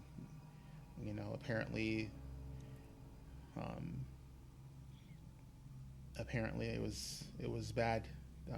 Again, there couldn't be a proper viewing. We had to keep them covered. I a special casket had to be used to make sure that their fluids were not leaking, because sadly, um, they could not have a proper embalming because they were affected by the plague. Um, Much precaution had to be taken for all the bodies that were disposed of during that time, and um, shortly after that was the first time I saw Abigail. She came to me in my dream, and then barely a week later, um, you know, old man Kuru, died. No one knew how. No one knew when. He was already in rigor when he was found. Um, but there was there was no accident, no anything. And then, every few months, every few years since then, when someone died, she would come in my dreams, berate me, yell at me, tell me it's my fault. And then shortly after, either the constable or the hospital would send me paperwork for preparing another dead body. At my wit's end, I don't know what to do anymore. I might have a solution for you, but I need 2 questions answered. 1, I would like to examine the money you are going to pay them back with. And 2, I'd like to know, where did you bury this young lady? I should examine her gravesite. She's in the cemetery where, everyone is buried. Oh, good. It won't be hard to find her then. I didn't set aside any specific amount of, I have, a lockbox in my vault where I keep my earnings and my savings. I was just going to pull out the amount from there. I mean, there's no specific coinage that was dedicated, for the Swins, if that's what you're asking. I should just make sure your money is not cursed. Okay. Since every time you pay, well, no. disaster befell. Well, no. Specifically, only when he was going to pay back the debt to the Swins, a Swin died. Other people. I don't think it's the money, but she's just being thorough. But I get it. Okay, I just want to make sure there's no confusion. No, I get it. She's just being extra careful. Give me a diplomacy check. Sure. On that note, yep. Considering that we're believing in the part where he feels like he's being haunted or cursed, would Cantrell know if there would be a mark on him specifically? Something that could be detected? Or would it be more the actual gravesite or where they died or something else? I would tell you that if it's a personal haunt, and this doesn't even need an occultism check. Sometimes. If it's a curse, almost always. If it's a personal curse, the person's been marked. Okay. But that the mark, more often than not, is not something you can see normally. Right. I would have to be able to detect curses specifically, not just detect magic or anything like that. It would be either detect curse to see if the person was cursed. You would know without having to make a roll. That also sense aura would also work because the curse would emanate magic of some kind off of the person. But I would like to sense aura then. read aura. Go ahead. Are you gonna do the same thing, or you want to try to assist? I'm actually going to use something a little different. I'd like to use Aura Sight specifically, actually. Hmm. Which will, when I look at a person, actually. So if I can just give it to you really quickly here. It is a feat. Let me get to it here. Okay. Sorry, I need to step away for just 1 second. No worries. But yeah, so Aura Sight is you've learned how to read the natural auras of other living creatures. I have to focus on them unblinkingly for 1 minute. We've been talking for a while, so that wouldn't be too difficult. You can do this while performing some other minor tasks, such as making conversation. You can then perceive any or all of the following, but I can't blink or otherwise lose my concentration, so I'd start, looking at them now without blinking, basically. You can then perceive any or all of the following informations: their current apparent attitude towards us, friendly, indifferent, and so on, the target's current apparent emotional state, and a general assessment of the target's physical health, such as what conditions or afflictions it has. I might need to succeed on an occultism check against the affliction, or conditions DC to detect the presence of a specifically hidden or subtle condition or affliction. In addition, the GM rolls a secret occultism check for you against the target's deception DC. If your result exceeds your target's, you can identify if they're being deceptive in some way, such as expressing a false attitude towards you or faking an emotional state. This doesn't allow you to automatically identify the exact nature of that deception. Just, tell me if they're faking it, basically. Okay. And So, control, truth sense and at you the same want time, to cursed sense.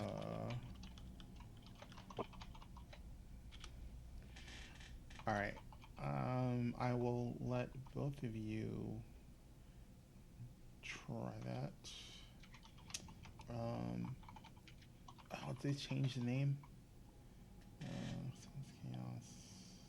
Nope. Do you need me to drop it for you? No, I'm looking It's up. in the feed- it's I'm a look. feed I'm as looking well. up. I'm looking up Sense Aura. They changed the name, so I have to see what they. Read aura. Well, yeah. That would be probably. Yeah, that's the new name. I need the legacy. Oh, because it's still Read Aura. They just just Pathfinder. It's Read, not Sense, but it's the same thing. Just make sure this. Oh, I need to know what the distinctions are.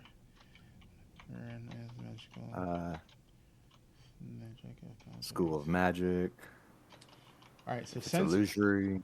So sense aura is specifically for a target object.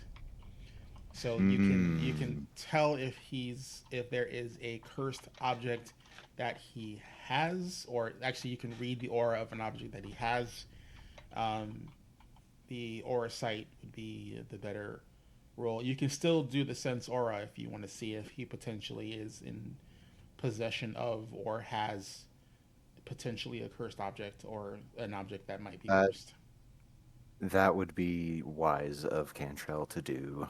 So All right. he shall. So I still need, since Ao initially asked the question, I need a diplomacy check from Ao. Okay. 17 plus diplomacy 15, so that is a 32. Okay. He hasn't locked his vault, and he has closed the door. He opens the door, he pulls out like a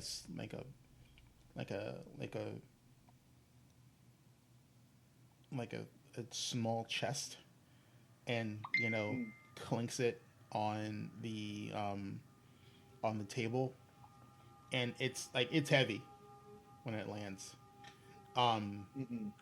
He opens it, but he's kind of has his eye on you, these are my these are all of my savings, and okay, something doesn't happen. So since it's quicker for Kentrell, I'll let him do the sense aura first, the read aura. Yeah, for items, it's Yeah. my stuff doesn't work on items. It work for that particular spell. It works on people. So if he wants to check it for, it's probably more effective. Yeah, he kind of just quietly mumbles the words, does a few hand signals as he is plopped down and sits down with the coins in front of him. He is looking at the entire visage of him and his belongings in front of him, on him, trying to suss out if there was anything malicious or burdening. You don't see any. Um, you don't see any magical emanations coming off the chest, the money, or anything that you visibly can see or potentially not see on this person.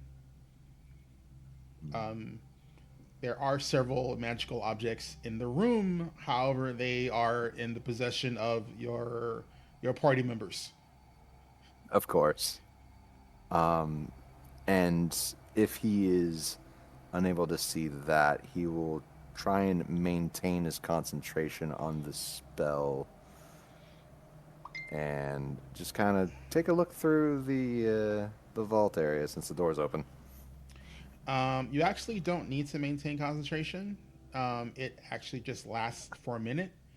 But Oh, you know, in that minute, uh, are you going into the vault to look and see if you see anything, or just gonna like he's look through the so, door?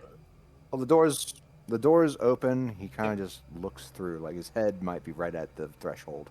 Yeah. From what you can see inside the vault, nothing glows. All right. Then we're gonna switch over to Ao, who's gonna do aura, the aura sight. Yep. And I need to make some secret rolls. Mah, mah, mah, mah, mah. My favorite kind. And you also have to give me an occultism roll. Yes, sir. And let me know what your occultism is. I'll give that in a second. I think it's 36. Give me a minute. Just making sure I'm not mathing while I'm here. No, I need to know what your skill Yep, 30, modifier. 30. I need to know what your skill modifier is. Oh, 18. Okay. I am maxed out on that for my level. Oh. Okay. And you said you got a 36 for the. Correct. Okay. All right.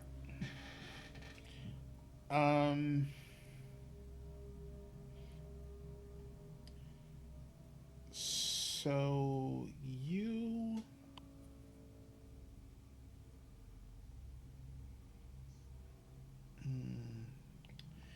How do I word this? You don't see a permeable aura around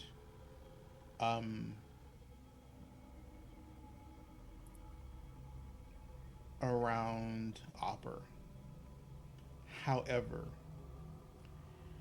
there is a flicker of malice surrounding him. What do you mean by a flicker of malice? There is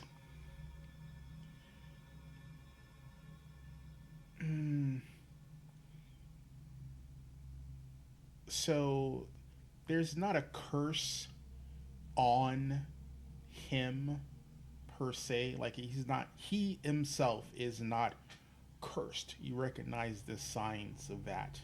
Mm-hmm. However, there is something, someone, some entity that may or may not be consistently around him has left a taint A mark. of malice. It's not a specific mark. It's like, it's like the final wisps of a bad smell.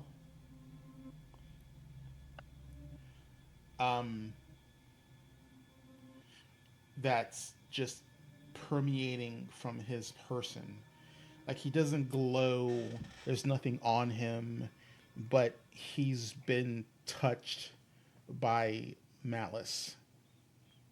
And its current state is very faint. You don't know if this fluctuates or not. It's just, you feel there's dissipation, or it's in a very minuscule sense, and you're not sure what the cause of that would be. Is that feeling of malice similar to the feeling of malice or evil that I felt in the church when I started cleaning up all those little signs? I would need a separate occultism check for that. All right, let's do it. Dice not as good this time. That is a 26. Hero points. Oh, hero point. I'll lose my hero point. Okay, that is definitely better. That is a 34. All right. With a 34, you would have failed previously. With a 34, you have a normal success. It is similar. You can't tell specifically for sure because the candle is in your bag of holding, and that is a separate dimensional space. So it is not technically near you to make a comparison, if that makes sense. Okay.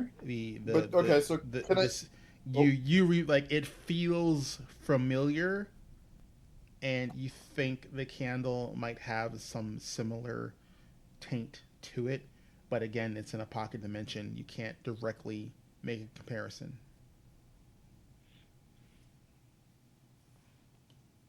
Okay.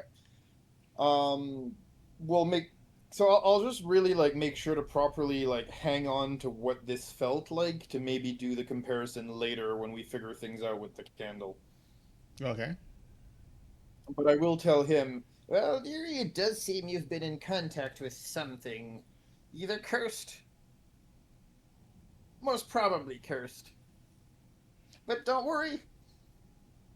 Old of Madam Strange will figure it out for you. He thanks everyone. He closes his little treasure chest and he puts it back in his vault, and he closes his door and he locks it. And he asks everyone if he hits a he steps to the wall. There's a weird funnel type device on the wall, and he talks into it, and he just he says, prepare the rooms for our guests and clean up the dining area, please. That's all. And I will tell you, Cantrell, you didn't sense any magic coming from that funnel. I'm just saying it's a funnel because it looks like a funnel. No. When he's doing his little thing and he's closed the door, he's put away the chest and all that stuff. I noticed that there's a lot of these other fixtures, there's desks, there's books. Nothing in the room. Anything else? Nope. Yeah, besides our companions. Nope, nothing magical.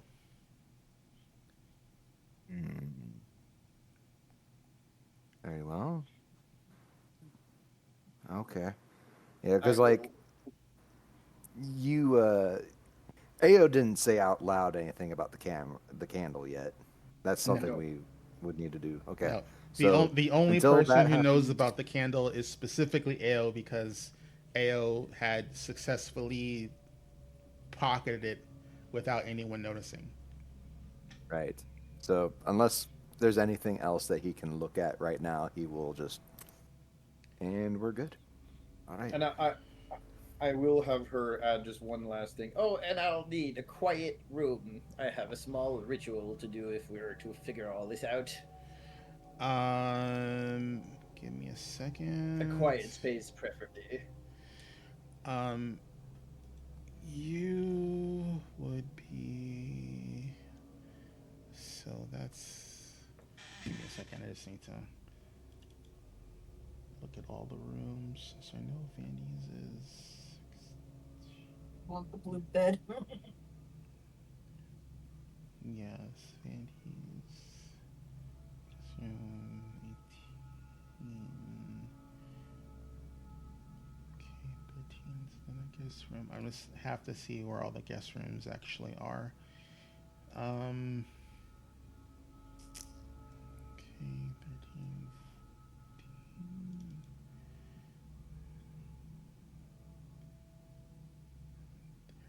You could probably give AO the one up here. Yeah, the one like connected to the other bedroom. Yeah. Yeah. Meanwhile, 2 other people could stay in this one. Ethal and Gwennon can take the one in the corner.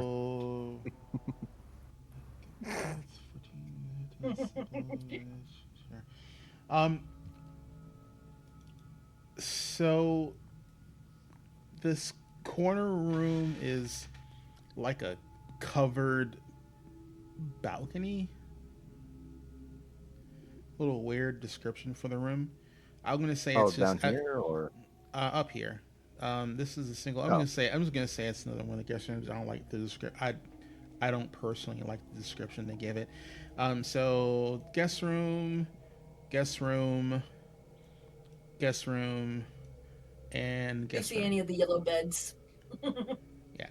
So basically, if the room has a yellow bed, it's a guest room, or someplace the party can sleep. Makes sense. That's a little bit tricky for me because I'm colorblind. Oh, okay. Then the 2 rooms. Okay, I'm not sure that matters really. So The one I'm in blind, the bottom, but- one in the bottom right is probably the master bedroom. Then. Yes, that's the master bedroom. Oh, okay, fair. Okay, that's good enough. So the other rooms with beds are the guest bedrooms. Okay. So I need to know. So AO is going to take this room, presumably. Irma will stay in this room over here. All right. So I'm gonna say, so cots are available.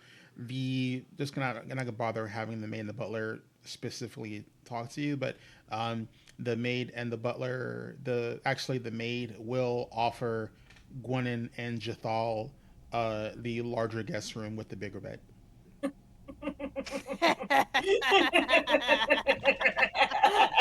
Nice. I'm just saying. I'm muted. Yeah, I think Gwennon's okay with this. Unfortunately, I can't talk telepathically to Jathal, but the thing is, I don't intend to sleep. Like, I think we're gonna do watches, like, anyway, so. But for Is that what the appearances, kids call it these whatever. days? Watches? That's what this gets. Yeah, we'll call it watches, right? Watches. All right. All I heard is Gwennon does not intend to sleep, and then I stopped listening. It's all the same. It's So all the same to you all. before You're just gonna stay in That- that one little room? That is there's just a chair in there. That's the visual perch. It looks out onto the property and the gardens that are outside. It is meant as a room of reflection. Its specific purpose is because it's over the front door of the house, is when there's an specifically people who are going to view the body overnight Opera will ask a family member to hold vigil in the perch, so that way if someone comes after he's gone to bed, to allow them in so they can view, because the viewing room is open 24 hours. But since And it's he's going to be going for about since he's not up 24 hours, someone has to watch if the family expects there to be visitors after, within the night or in early morning or something like that. So usually some member of the family is tasked to stay there and allow people to come in. All right. You, So you, there as far as you know, there's no one in the room at present. Like I said, from what you gathered, she was spinsterly. Most of the close family to her is either already downstairs or have left already, having paid their respects. No one from the family has gone to the perch to hold vigil. So if you wanted to actually stay in the vigil, you could, because there's no one to displace you. So up to you. Right. I think if that's the case, then yes, he will take the seat. Okay. See if anyone actually approaches for anything like that. All right. And he will actually let Opera Vandy know that if it's okay with you, I will take this room. If it's... Yeah, if he wants you, he basically says if you wish to keep vigil, that's fine. Oh, I gotta take the mask off you because you're no longer disguised or shape changed. More specifically, I mean, still technically This is not my base form, but yes, I agree. I know. I have to leave that on forever, otherwise I think we were. I know. Yeah, That's just leaves where. yeah. So, you see them get up in the morning, like do the whole thing from what was it, Game of Thrones? Wait. yeah. I do something and I'm not staying here. Milo, Opera's not gonna let you sleep in his office. No. No. She's not gonna stay here in this house. She's going to an inn because she doesn't trust this guy whatsoever. Oh, But she you're gonna. does want to say something to Hopper before she leaves. So she's gonna tell the party she's going to an inn. Okay, yeah. Totally. Then Yeah. I'm That gonna means take the Milo room. gets that last room. She's Yeah. been like drunk and she's gonna come up there after the hooting and hollering. And she's just gonna like put her half a bottle down on the table. Pie was amazing. Compliments to the chef. But one thing to say to you, Mr. Bandy. Vandy.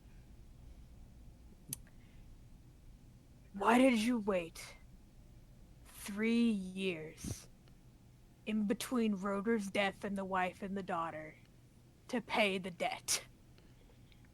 He stands and looks at the window, out his window, and Hey, that for 3 years? it was 3 5. months after. When did they get the pledge? Was it 3 months or was it 5? I thought it was 5 years in between. I have to double check. It was Because Roder died 15 years ago, and then 10 years ago the wife and daughter died. Give me a second. It was only months. It was months. It was between months. Oh, it was Yeah. months? Yep. Yes. Okay. Why'd you wait 3 whole months to pay the debt? Why didn't you do it right after he died? Give me a, because you're drunk. Give me a diplomacy check with a -2. I have plenty of hero points for this. Because I'm gonna say when Shatra is drunk, Shatra is obviously drunk. She would kind of do this actually, I would say she's doing this in she's gonna have her mask on, but she's doing this in an intimidation way. So are you She's pulling? trying to be nasty. So I need to know: are you pulling the mask out or are you leaving it hidden? Yes. No, it's out. He can see it on her. Okay, give me a second. She's mad. So you realize She's this been is downstairs stewing. all right. So you remember that the mask is specifically for fear effects, right? Wait, is this the showing it? Okay, so no. Well, no. It's If you not if you if completely you shown. so if you're gonna show it and not activate its ability, then Yeah, I'm not activating the ability. okay. So you just want the Oni mask on, but you're not actually Mhm. gonna use it. Mhm. Okay. He looks at you weird. He looks at you weirdly because he is not sure why you have a demon mask on. But okay. What's going on, Kentrell? I Oh, do actually have to bow out. So, all right. So let's do this. Because there's another show happening at 6. Let's resolve. Let's resolve the demon mask conflict next weekend. Because depending what you roll and what happens, this can go squirrely. Um, but that's okay. Things can happen. So thanks everyone. This is not the only show that we have. Shows. So coming up in roughly an hour's time is going to be the return of Behold Lore, which is our podcast show where not we specifically, but Zoro, HP Fox, and Rojin go over lore revolving the worlds that are in our campaigns. And you can ask questions, you can DM questions, and they'll be answered. It's great, especially if you have why did this happen or why does that do this or things like that in specific campaigns. That's the time to pose that question. And then if there's an answer, usually there's an answer for it unless it's, not gate locked behind, a reveal or some kind.